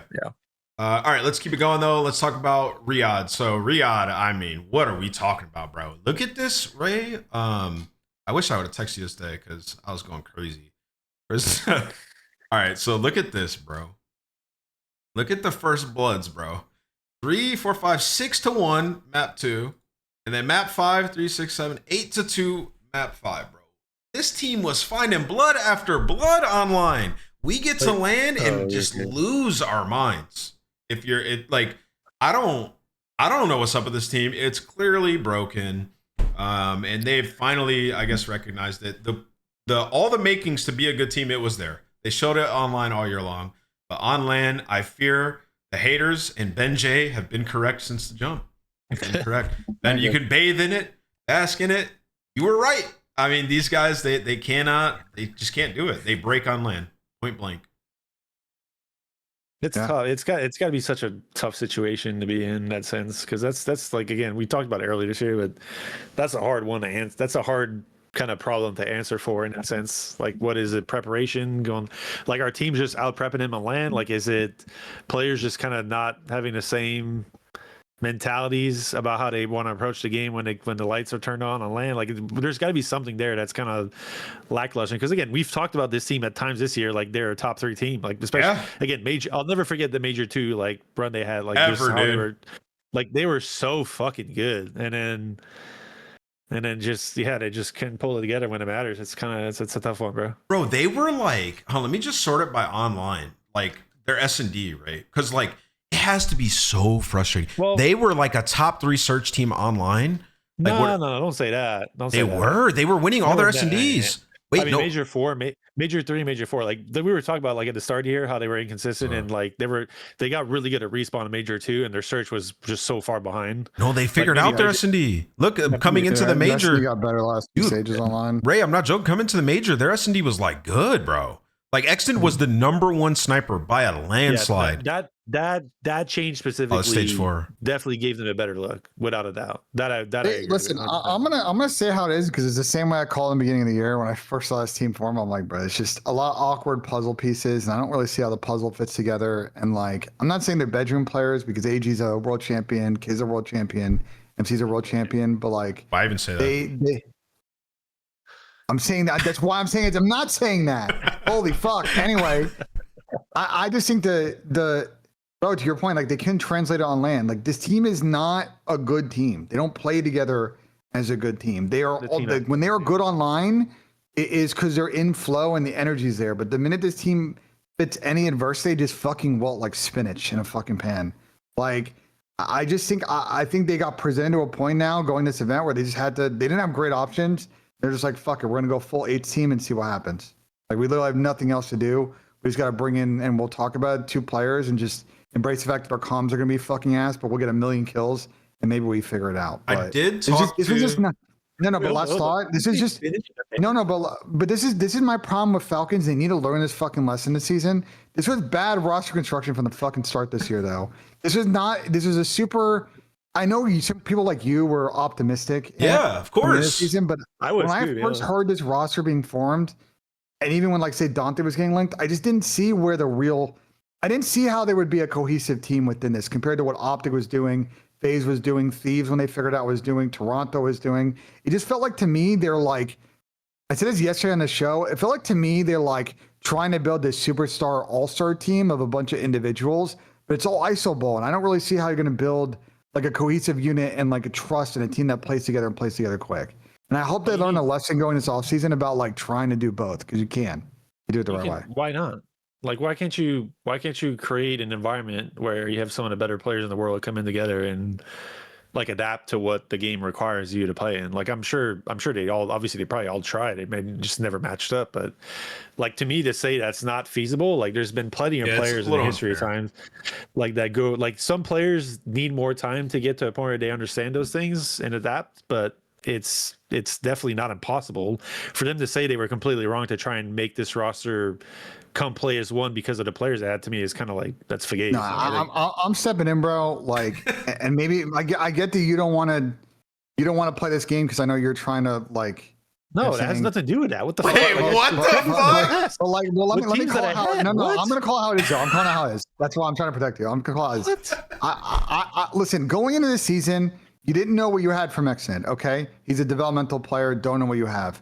AG and Kiz, both in the last 18 months, have it up and down fucking team situations on multiple squads. Okay, and let's not act like AG's stint on fucking Falcons last year went that well either. They didn't play that good when it was him, Alec, fucking Priest, or whatever the fuck that team was last year. Okay, and I love MC, but like MC ain't like a leader type. And I looked at this comp of players they were putting together, even when they were thinking about Dante coming in, and I'm like, I just don't see how they're gonna have more of a fucking team unit than some of these other squads I was hearing. Like, they were trying to look at this from like a 2018, 2019 approach, and every other good org has moved on from that. And there's like so much more consideration of how these players are going to like mesh together. And I don't think they did that. Bro. And that's why I called it how it was in the fall. And that's why I'm fucking right now. Bro. They didn't learn that fucking lesson when they built the roster. You cannot let Ben victory lap, bro. I told him to bask in it, bathe in it, and yeah, his victory laps are insane. I was right, and I've been right about this multiple.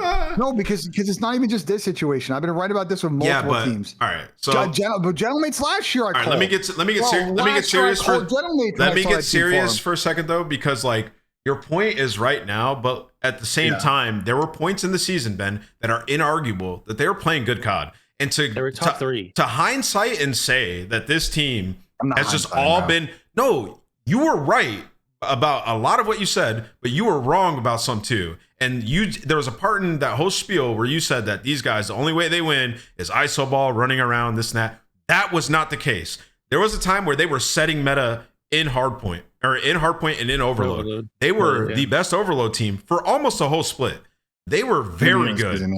When they got to land, they broke. Now, if you were to say like from a roster, like if your whole point was based on from a roster construction, I don't think when this team faces adversity, they'd be able to get through it. And clearly the examples there from their LAN performances, I would 100% agree. But to say just off the jump, the construction of this roster wasn't going to work because of like the players, like, or because of how they play. I am saying this isn't saying that. Yeah, but I'll just disagree. To forecast that is just so unfair to players. You're basically saying that players can't change and that the players aren't coachable and like without even being in the room, like it's fucking insane to say. I agree with you. You just take it too far sometimes, bro. No, I don't take it too far because I'm willing to have the conversation about players that nobody else in the team wants to have because they don't want to talk shit about some of these guys because they don't want to ruin friendships. But I personally don't care, and that's why I was saying in the fall, knowing these players' personalities in the room, I just don't see how they're going to mesh and have that belief together. Whereas some of these other squads, I know that those guys can sit there and have that convo. Okay, you can say you can't see it, but don't say it can't happen. For example, that's why I liked Ray's former guys in 04 and Abuza, because all I had heard from people behind the scenes is how hard those guys work and go hard and want to be good teammates. I didn't see it with the squad off the rip. I didn't see it with that fucking Gentlemates team last year, and that's why I called both those squads like never having any real team chem and fucking falling apart. I said the AG was going to first person dropped off this fucking roster. You know who was the first person dropped off this fucking roster? I guess it was kind of a tie, but it was fucking AG. Oh, Ben, this is your time. It's a good call. Don't get me wrong, but you just take it too far. I'm telling you. You can say you don't see it. But what I'm trying to tell you guys, and more the sense of like having been in situations with different players and certain players changing over time. Like, again, I'm not saying it's like every single player in the league is going to get to that point where they have an epiphany about how they need to act or comport themselves within a team environment to find the right amount of success.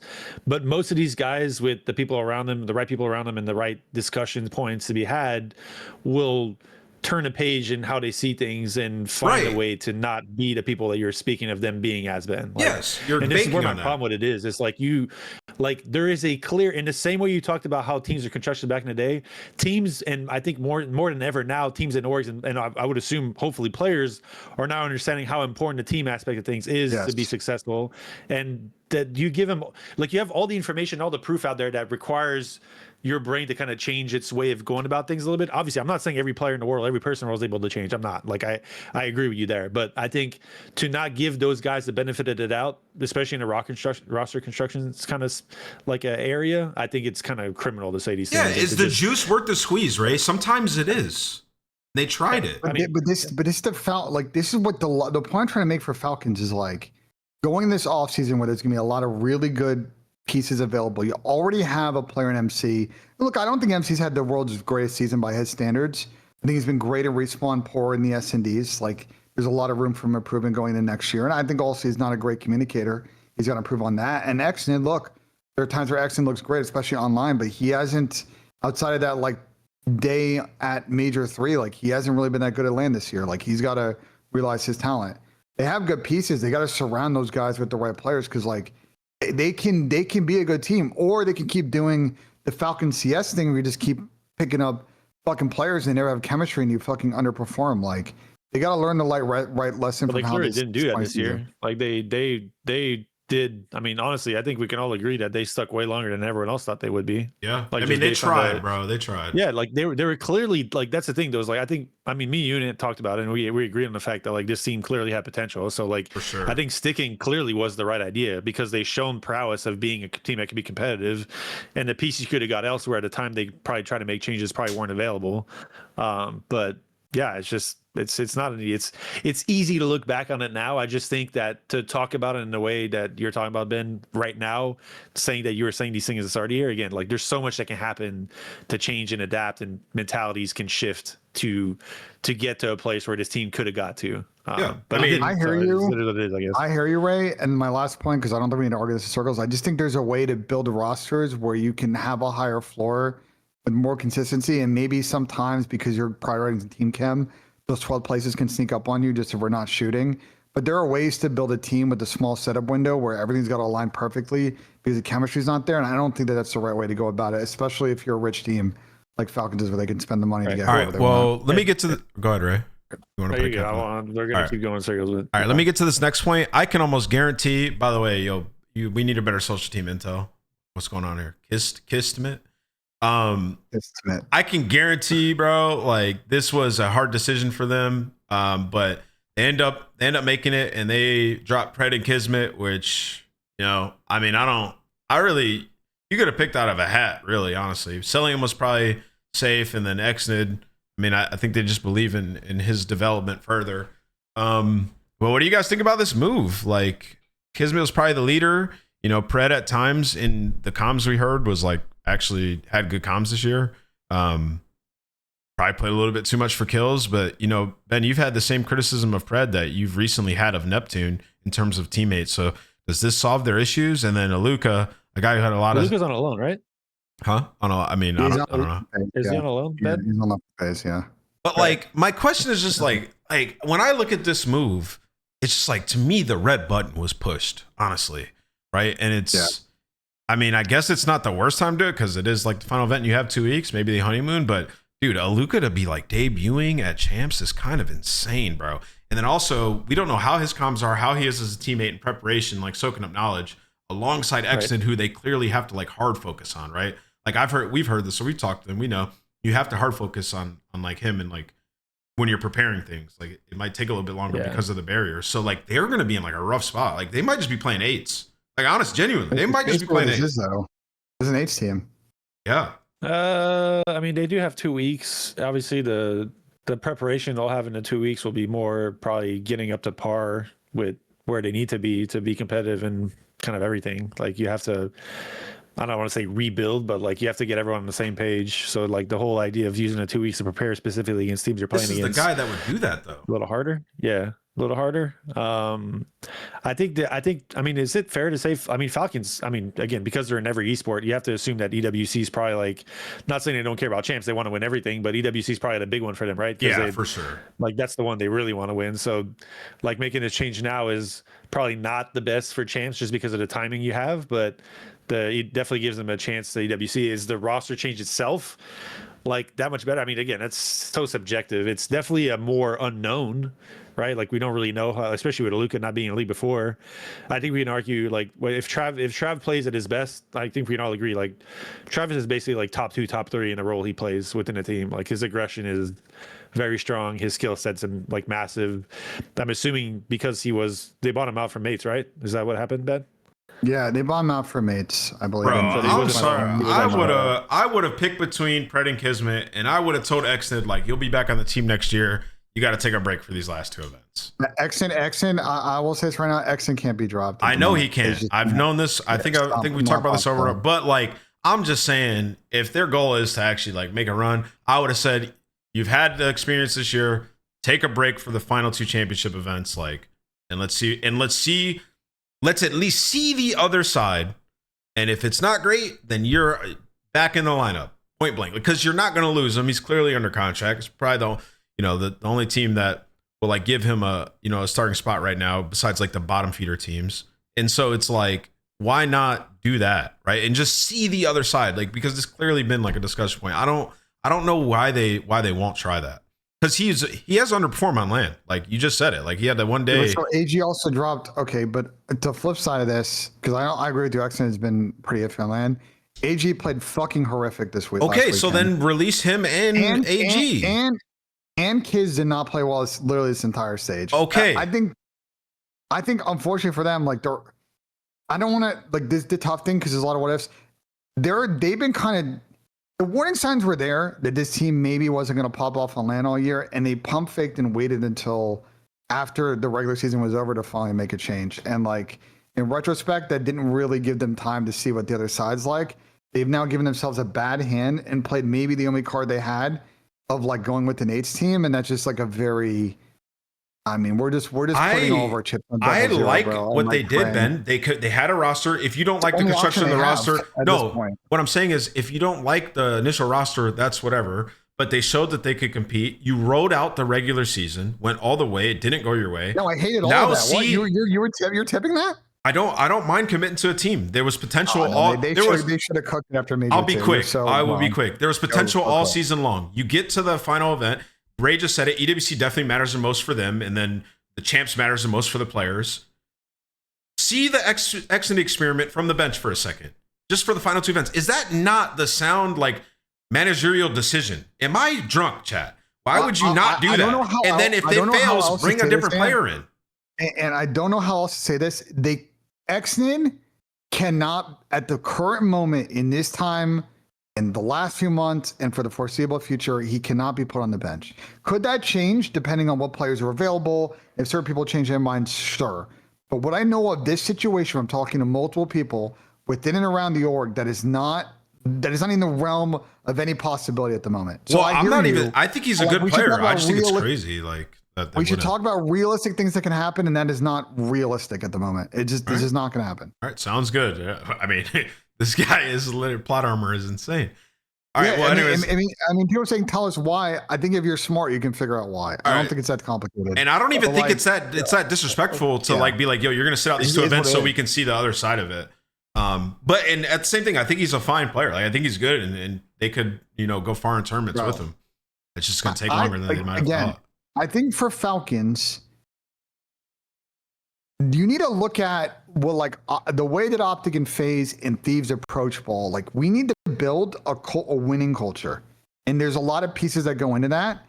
An H team like this isn't going to do that. You're not going to be able to solve that problem now. You've had this season, and you're not going to solve it at the end of the season. That is a multi-step. That is a multi-step, multi-month process that needs the right changes and culture and approach and how we conduct practice and how we conduct accountability and the right players to build that like foundation that you kick on from. And it's very difficult because we've only seen a couple of teams over the course of the years going past even in the CW. Well, Matt Formal, Piper's in the chat, they're an example of this, where you could have that floor where you go to an event over the course of 3 years and you're making it deep on Sunday. You know what I'm saying? But I think for Falcons, like this season has not worked out. They're going to try this H thing. We'll see if Neptune and can show the form they showed at the beginning of the year. What was Luke going to do? His first fucking match of the year is going to at a pro level is going to be in champs. Like that shit's difficult. What will he do at EWC? And then we'll see what Falcons does and what's going to be a mixy offseason. Can they like actually, not just be some fucking online Dawn team and they go to LAN, they just get cooked. Yeah, good point, Matt. That definitely helps for sure. And I don't think they have that.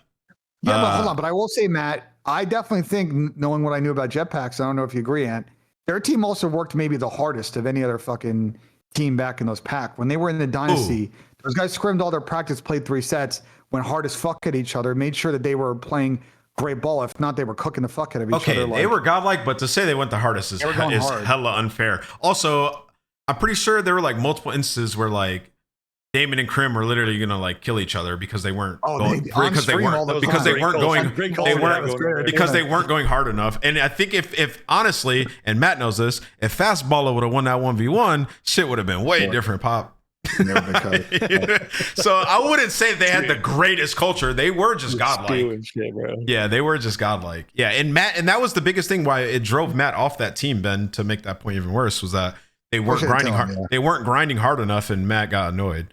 But you shouldn't use them as an example. They are the exception, not the rule. They were fucking godlike as players. I think FaZe, like the best example I can think of in the CDL is like FaZe. I think the thing with that team and the players and the coaching staff, like the culture of accountability they have there, as far as like how things and problems are addressed, short term, long term, to like head off issues and not totally fucking like totally like hit the canyon. And I know it happened with the end of their old team like last year. You know what I'm saying?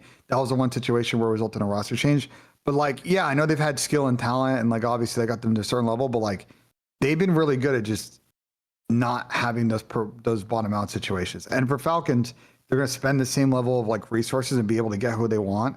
It's like after the season, like how do you get that type of culture in your squad?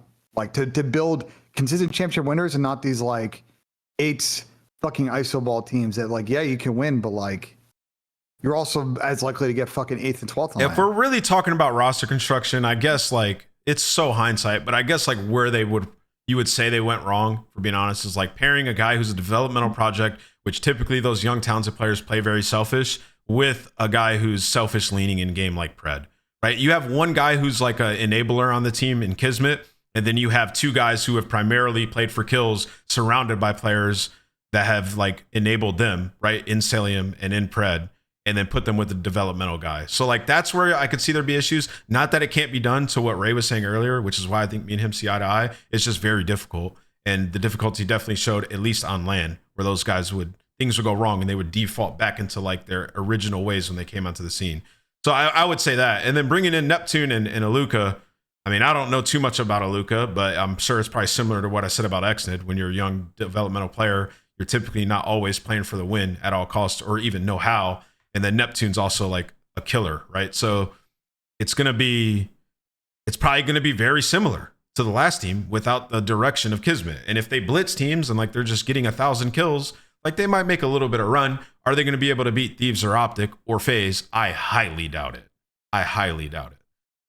Listen, I know they're gonna want to try to go after big free agents, but like there are really good glue guys in this league, like Raz, who need to prioritize getting like people that are gonna go 100%. Like I've seen Zach do it in person, like people like that are going to set culture and accountability and work with whoever and be able to figure out how to like enable Xnid. Like those are the type of players you want to get Simp and Paco and Scrap and whoever's free during this window, but the glue guys, like you got to get the right glue guys to really, I think he'd develop Xnid into what we know he's got, which is he can be a dynamic sub player. And your point in Search, like he at one point was the best sniper this entire fucking game for like a month and a half. Yeah. Like it can be. You consider Abe a glue guy? BZ? BZ? Yeah. Yeah, actually. Now, yeah. I mean, every time I've talked to him in interviews and stuff, he seems like a really good. No, yeah, I'm not even talking about his person. I'm just more so like from a gameplay perspective, like Ben was just describing for like the last 20 minutes. What I would say is like what I like about Abe is the same reason I like about O4 when they're playing well, which is they give you like the consistent style that they're always going to run shit down. And like just knowing if they can go out there and know that sometimes they're going 40 and 20 or 20 and 40, but they're always just creating that space, like it makes the game theoretically more predictable to play. And they're not just like getting nervous and licking walls and playing corners and everything's just weird. Well, Abe will sell out for the win, which is good. Yeah, they'll sell out for the win. I think when Abe's, from what I know about Thieves this year, like they've done a lot of work in that back room for them all to hold each other accountable, because in the beginning of the year, it was weird. But now they've gotten to a point where they all trust each other. They want to run shit down and play quick and like blitz people. And that's why they're kicking it off and playing really good in S&D. And I assume you've obviously coached Twin. Like from what I've seen in person with Twin, like I think 04, you know what I'm saying? Like I think he tries to run shit down and play that predictable style. And again, sometimes you can see that Scar Hardpoint map 4 against Gentlemates where he kills everything. But sometimes like he's dropping a 0.95, but they're winning by 80 because he's creating that space. I'm a really good listener, but I feel like I blacked out. Why'd you ask Ben that? What did he say? I was just curious what he thought. Yeah. Just because we was talking about glue guys in different teams. I was trying to like poach out a different example on a different team, but it's fine. We're good. Yeah, that's why I think Abe.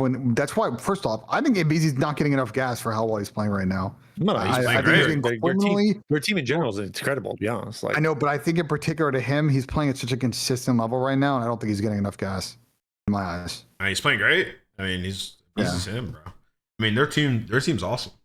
Like, but yeah, all right. So yeah, let's wrap up the Riyadh talk. Yeah, I mean, if they just come in absolutely twisted, to Matt's point, like they might just like, I mean, blitz a team. Like we've had these like turnt teams that are just winning every gunfight. I mean, even Hydra said it in an interview at Major 4. He said the only way teams beat us is if they get 1,000 kills.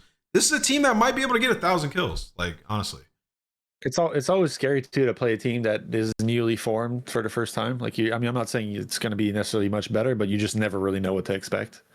Like map pool wise, like preparation standpoint, like if you're the Thieves, you have no idea what to expect going into the first match. Like zero idea. Luca might just fucking square like window to window on Fringe and rip a sniper. Like who knows what he's gonna do? You just don't know. So yeah, all right, that'll be interesting. Who's their round 1 matchup? Let's see. Thieves. Oh, GG's. Good. Yeah.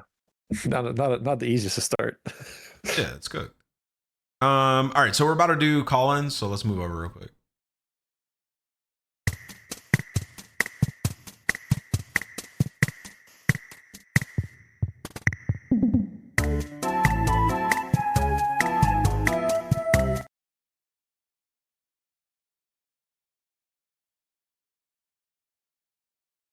Just so people know, by the way, because they're probably like, "Oh, you guys do a bracket prediction." We're gonna do that next week on next week's show. Link in the chat, guys, is to join the call-ins. Also, boys, I've had a good time today talking ball. It's been fun. Good topic. Always. It's been a good one. We'll leave this bracket up. This is the champs bracket.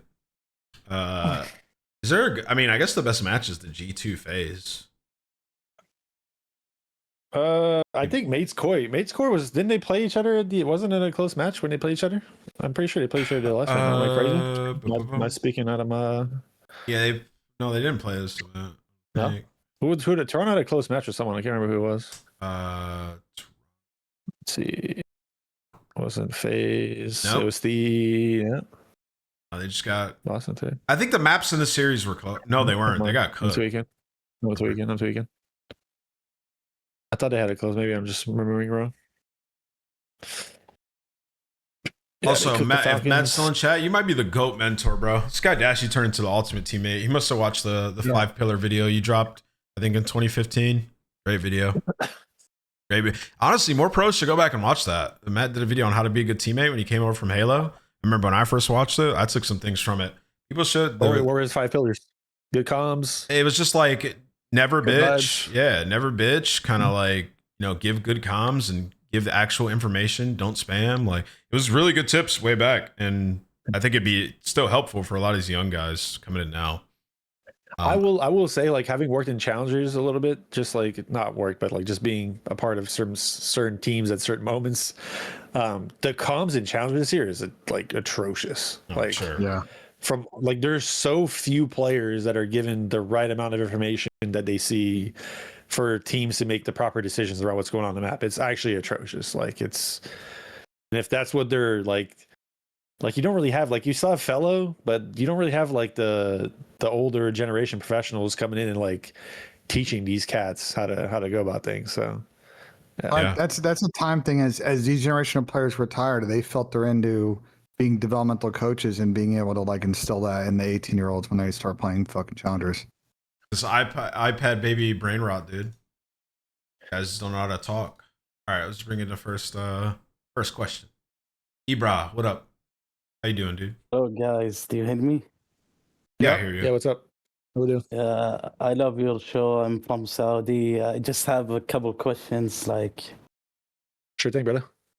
You speak a lot of time about excellent communication in the game. Like, when I hear him, I think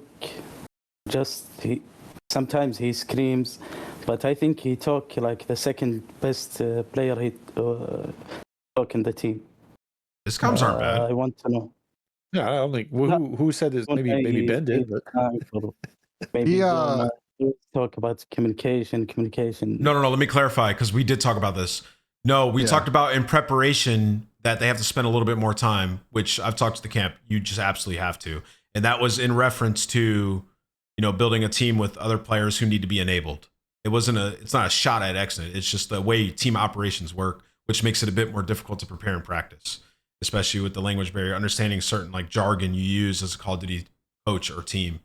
But his comms in game have been exceptional this year for where he was at last year. But you can continue your question. Yeah. We talked about this a lot in the flank. Tom and I did the first couple of years on the show because Paco, when he first came in, I'm saying, he was undeniable, but he was kind of playing on an island because there's like 3 pillars basically for those type of players that aren't in English first language. You got to be able to speak like call outs. You got to be able to hear the call outs and have listening comprehension, right? I hear something called or small talk call and I know how to react to it insta like that. I don't have to. That's the weird one. And then the third one is being able to small talk and call your own shot. And it takes time, right? Like no one's going to pick up English in fucking 20 weeks. You know what I'm saying? So I think X has gotten a lot better. I think there is some emphasis of, yes, sometimes he does kind of scream call outs, which is kind of understandable, but it's like as he progresses and learns English more, getting to a point that Paco did where he finally won that ring because like he was able to understand English, call out in English, and be able to call his own shot to his teammates and then what to do clearly and coherently quickly in English. Based on the listeners we had this year, I didn't really feel like that was that much of an issue at all. Like he was, I remember specifically it was like exposure overload where he was like literally like directing the play as it was going on. Yeah, he was telling KG, come left, come right. That's the one that stuck out to me. So I don't, like, I get what you're saying. I don't really think that's, to me, I mean, me specifically, I don't think it's necessarily an issue. But to what Ben said is true though. It's like I think for me, it's more the comprehension and be able to like dissect what's being talked about and process it in the speed that you need to process it. it is always the hardest part when it's not your like nature language. Like it's like speaking it isn't that difficult. Like learning call outs, especially if you have a good base of English, it's fine. But like understanding the nuances and the small things that are being said at the speed they're being said during a Call of Duty game is definitely the hardest part to kind of get to catch up to speed. Yeah. I mean, yeah, his comms were fine. It's literally just like, I don't think there's been an issue with it. Yeah. It's just like we said, like it's just more difficult to prepare. But do you have another part of that question? Because we kind of interrupted you, I think, in the middle of it. No, that's it. Thank you, guys. Appreciate you watching. The last time, I appreciate the question. I think the one thing I will say about Falcons comms is I think they are fairly reactionary at times, and they don't really play ahead of the ball. Like, bro, compare their comms to like Thieves' comms, bro, or Optic's comms, and like they're just 3 steps ahead in how they're communicating with each other and what they want to do in the future. And it's, I know it's a gap, right, but that's more of like a team thing, though. I feel like it's not really like just like you can't. There's comms, like how you speak at things is one thing, but your understanding of like what you're speaking of is a different facet, in my opinion. Like you can't be like that's not comms. That's more like team strategy, understanding what you're trying to accomplish next.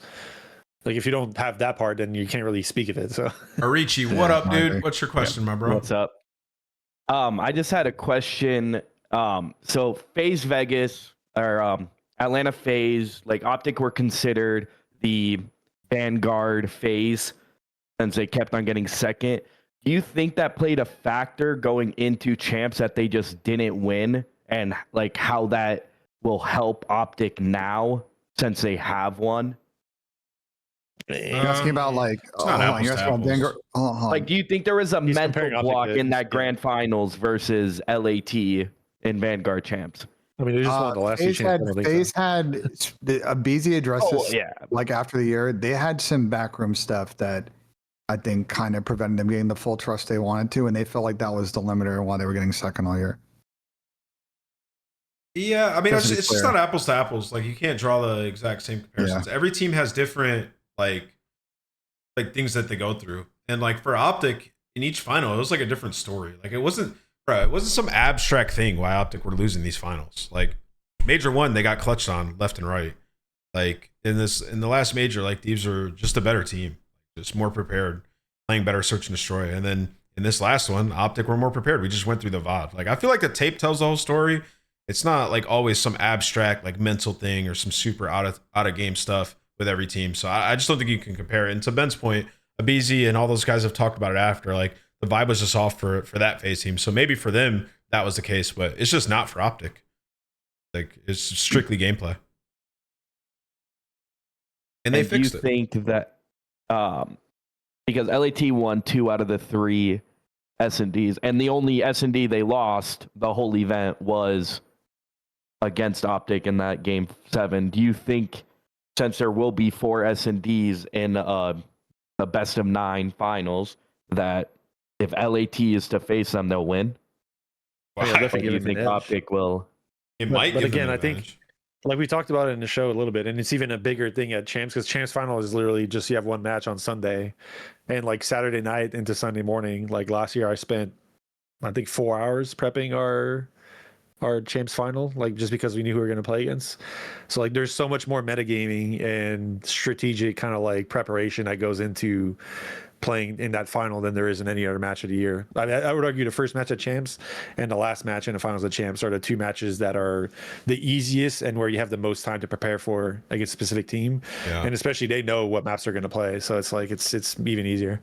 There's an even newer wrinkle this year, which is that final is now multiple hours later than it's been in the past. It's going to be at 6 Eastern, so 3 local. Ooh, in the past, it was noons. Because they're trying to not, it's not going to run at the same time as the World Cup final. They're basically at the push it back 3 hours. Because on the schedule it says noon. Oh, and you look on Ant's page, it says 6 p.m. East Coast time. I think World Cup finals at 3 East. Yeah, so, 6 o'clock. Oh, that's it. Okay, perfect. I didn't know that because on the Breaking Point website it says 12. That's something I was just looking on. Wow, that's kind of lit. That's kind of lit. Prime time, baby. I might be breaking news, but like it's it's after the World Cup final. It's after. I was about to say, when's World Cup final? Yeah. 3 East Coast, so like noon West Coast. We're in Vegas. But yo, thank you for the question, Arichi. We're gonna move on. Of course. I moved quick. I mean, it's honestly like it's a fair point to bring up. I just think people need to do a better job differentiating. Like you got to watch the grand finals and like watch their matches to see what the story is. Like FaZe was like legitimately confusing because they were like super dominant, then would choke. Like Optic, you watched it and you're like, okay, there's a clear reason why they lost this. Right? Like, whoa, where the hell are you on a roller coaster? No, I've an AC on. Oh, okay. My room's very hot. Sorry. My about boy that. must be in Paris. Magic, you're good. Yeah. No, I'm in Toronto, but I have like a custom PC, and so room gets very hot. What's up, man? Quick question: are Koi able to pick up Pred or Kismet? Because I feel like Pred on that team, especially for like champs, would be like an interesting piece. No, I don't think. Wait, actually, I don't know. Anybody who didn't qualify for champs can't be picked up if they were but they trying qualified. to. Their team qualified. So I know. they can. No. It's Ray. What I was told was anybody. Can you mute, Magic? yes. What I was told was anybody who was like trying to qualify for champs, like on the bottom 4 teams that didn't qualify, can't be picked up. I'm not sure if you qualified, since you did qualify for champs, if you're then released. I'm actually, I don't know. If they were going to do it, they would have done it already, though. They got net. What are we Bro, talking about? They got Nip from Mates. Mates qualified. Nip was able to get picked up. Yeah. The same situation. Yeah. Well, he might not have been on the team though.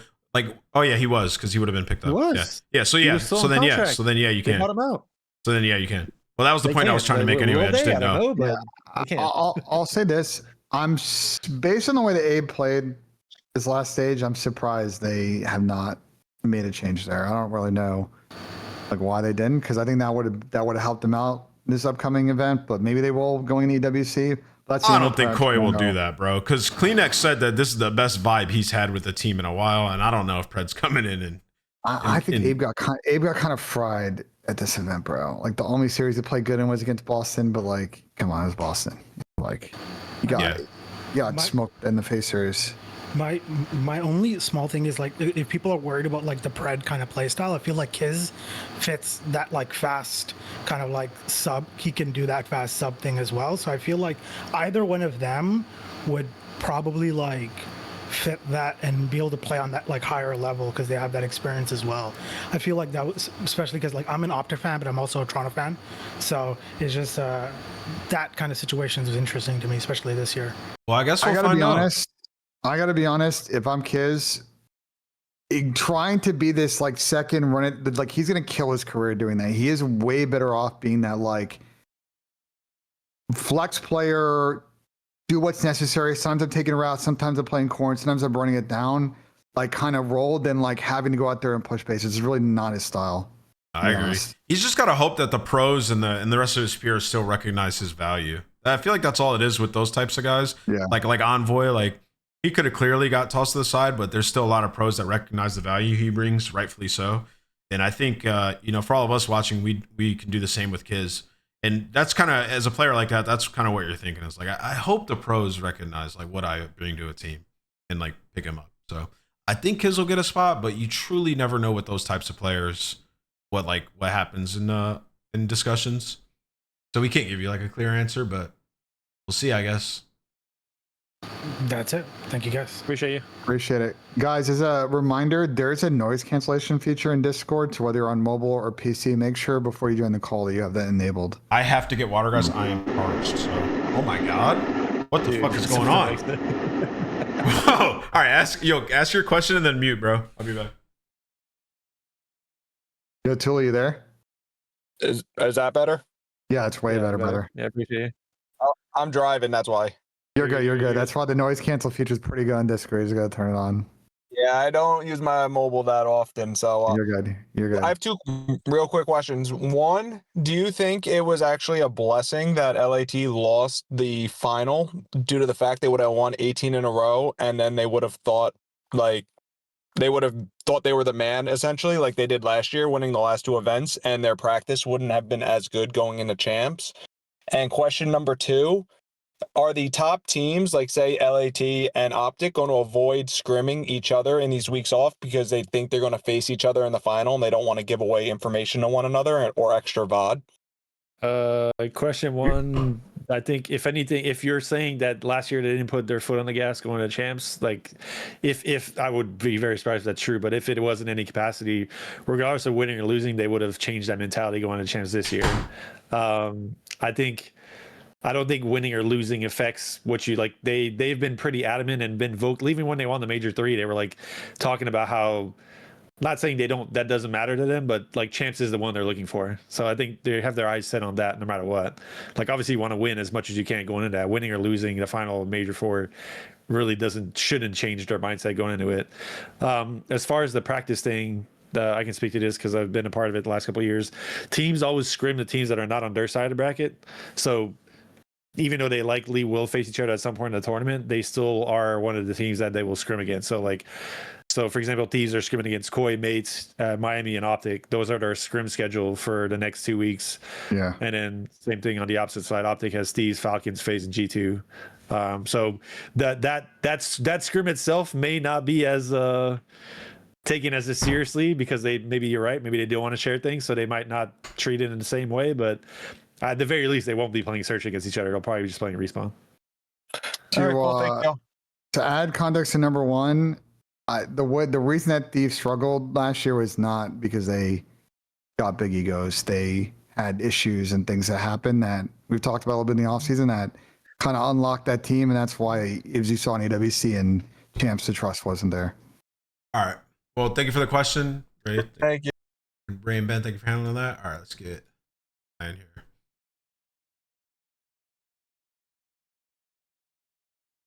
Yo. This will be our last one, chat. Yo, Ben, you excited for this World Cup game? Yeah. Listen, the ball's been good, bro. We got Australia versus Egypt is the first game today, and then you've got Argentina, Cape Verde, which I think Argentina won that by a couple, and then Colombia, Ghana is the nightcap, and Colombia's favored, but Ghana always plays weird games in these stages, and that one could go to pens, bro. That feels like pens, red card, some bullshit's gonna happen in that one, to be honest. Zin's in the wrong channel. Mark, you there? Who's this? Mark? Yes, sir. Oh, there we go. I thought it was Bose or Zin or something. What up? Yeah. Oh, no, man.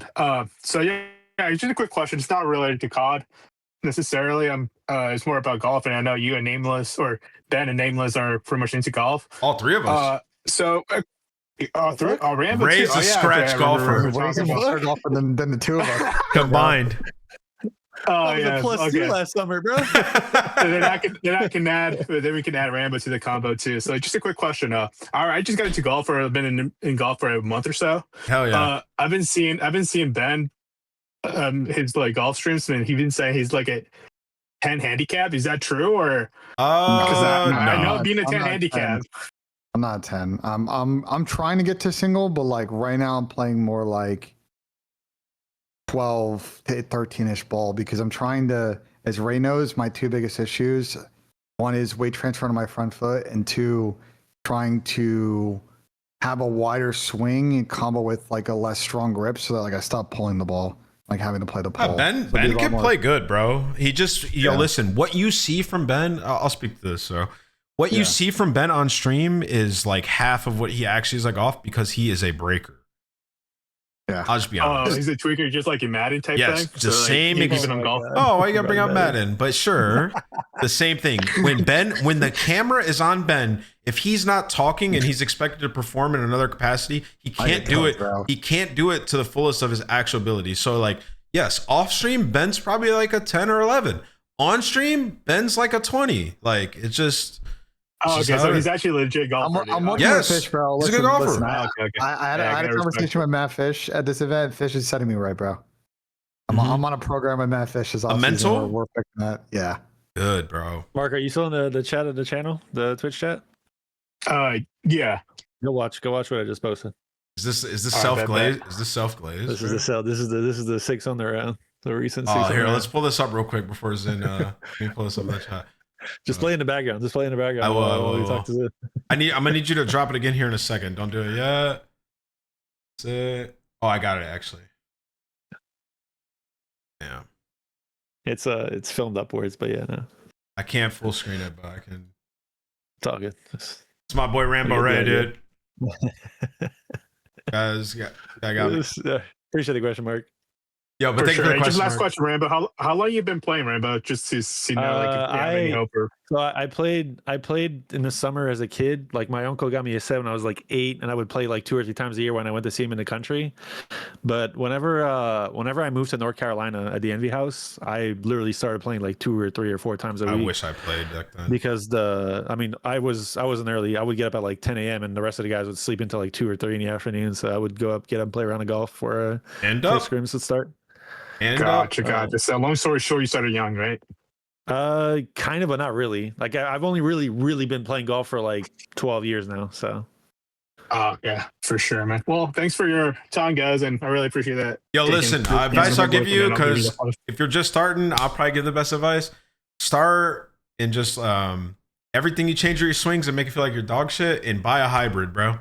2 best pieces of advice I can give you, bro. Nah, dude, I've been taking lessons twice a week. I've been going hard. And learn how to hit a pitch shot. Learn how to hit a pitch shot, and then you'll be chilling, bro. Oh, you're so much. I mean, my 7-iron, I'm hitting consistently 150s now. Well, yeah, it's great. But that's The good. 2 pieces of advice to give you is you don't got over swing, and Yeah, that changed my whole 100, game. 100 and in.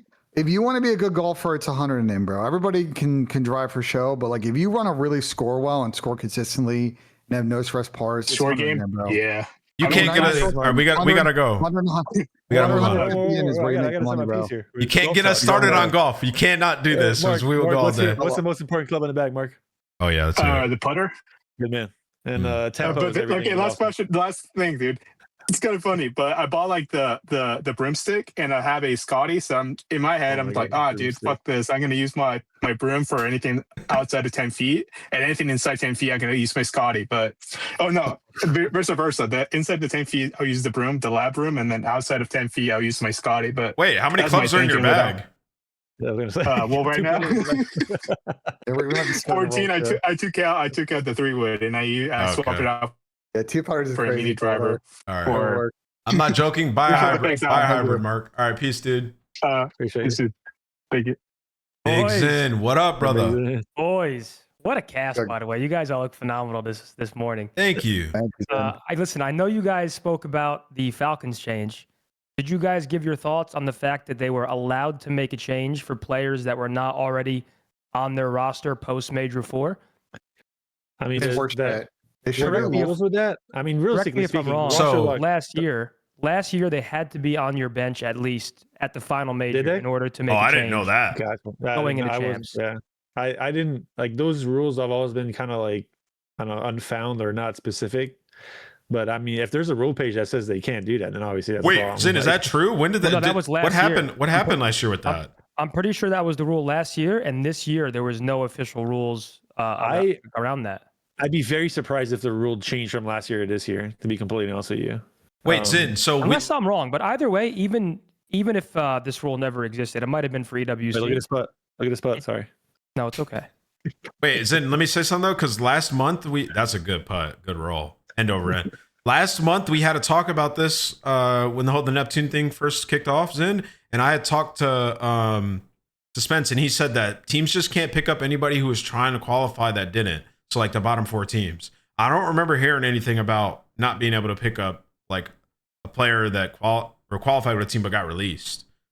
Like I don't know if that was the case. Maybe it was that. I just think it's a pretty interesting precedent where these players, they worked all year to secure the champ spot, and then before the final event they're replaced by players that were not on their team. Yeah, that's true. I think it's with what they just did, in my head, they could have picked up 4 brand new players, and you I would would've been had a tight. brand new Falcons team going into the biggest event of the year. I think it's very simple. Either all rosters are locked, barring moving subs from bench to starter before the 4th event, or literally 24 hours after the event ends. It's like bullshit thing where it seems like now you can make changes up until the Monday before. Like, what the fuck are we doing, bro? Why are we allowing this flexibility? It doesn't make any sense to me, and I don't understand why the league has changed this rule. Honestly, Zen's kind of spitting, bro. Why? If you worked all year and then you go to this major 4 and get dropped after major, it's kind of horseshit. Because like, I mean, the start of Major 4 should be roster lock. Like going like literally your first week of online matches, like that should be the roster you take in for the rest of the year, at least for champs. Like you should only be allowed to use a player that's signed to your team. If Falcons had them on the bench, that's completely fine. Like if you want to activate a bench player into a starter, I think that's fair game. But the fact that they're essentially able, any team that's top 8, Miami Falcons, they're on like the bottom side of the teams. They could just pick up 4 brand new players and go into champs after qualifying with these players all year. I just think it's bullshit. Yeah, it kind of is actually. I'd be curious to see the rule though. I like in the. I'm sure it's a handbook. I'm sorry, but the fact that we're in year like 6 or I'm not trying to make a meme joke, but like 6 or 7, whatever fucking year is this league. Brother, how is the handbook for the league not public? Can I give you an example? I'm sitting here trying to update my site. Does anyone know what the vetoes are for the best of 9 in champs? Because I asked around and nobody fucking knows how it works. Oh, with the events like in a week and a half, and we don't know how grand finals veto is going to work? Oh, been spiraling. Am I seeing anybody? No, it's not great. Oh, I mean, I'm sure they're gonna doing here, bro. The teams probably know already. To be honest, they probably they don't. Nobody fucking knows. That's the issue, right? Nobody fucking knows. Oh, that's crazy. Okay. Well, anyways, I just wanted your thoughts on that. I appreciate it. Yeah, I'm with you. Thanks, Sid. Ben, are you interested in Achan, Abuka? Bro, shut up! No, and no, bro. Achan, Abuka, and a 28 first for Lab McConkey and Gibbs. No, Achan, Abuka, and a 28 first. Achan, Abuka. Wait, that's a good trade. No, it's a terrible trade. Get the fuck out of here. Wait, why is it? Thank you, Ben. Codcast, thank you guys. I appreciate it. Bro, yeah. Wait, Abuka's going to be solid, bro. He wants Gibbs. He's not getting fucking Gibbs, bro. I told him if he wants Achan's Gibbs, nice. End the fucking show, bro. Just end the show. All right, well, I'm just watching the last couple of hosts from Ray because he's fucking end the show because it's fucking game starting. All right, thank you guys for watching. Beautiful Codcast. It was amazing. The discussions were awesome. Appreciate you boys. Ben got the victory lap. It was actually a great time. And we'll do another one next week where we'll be giving out Codcast awards. Again, those awards are the best arrow, pace pusher, S&D mine, role player, damage dealer, and comms. We'll be talking about it next week and then doing our predictions. So appreciate you guys. Leave a like and we'll see you in the next one. Peace. Peace.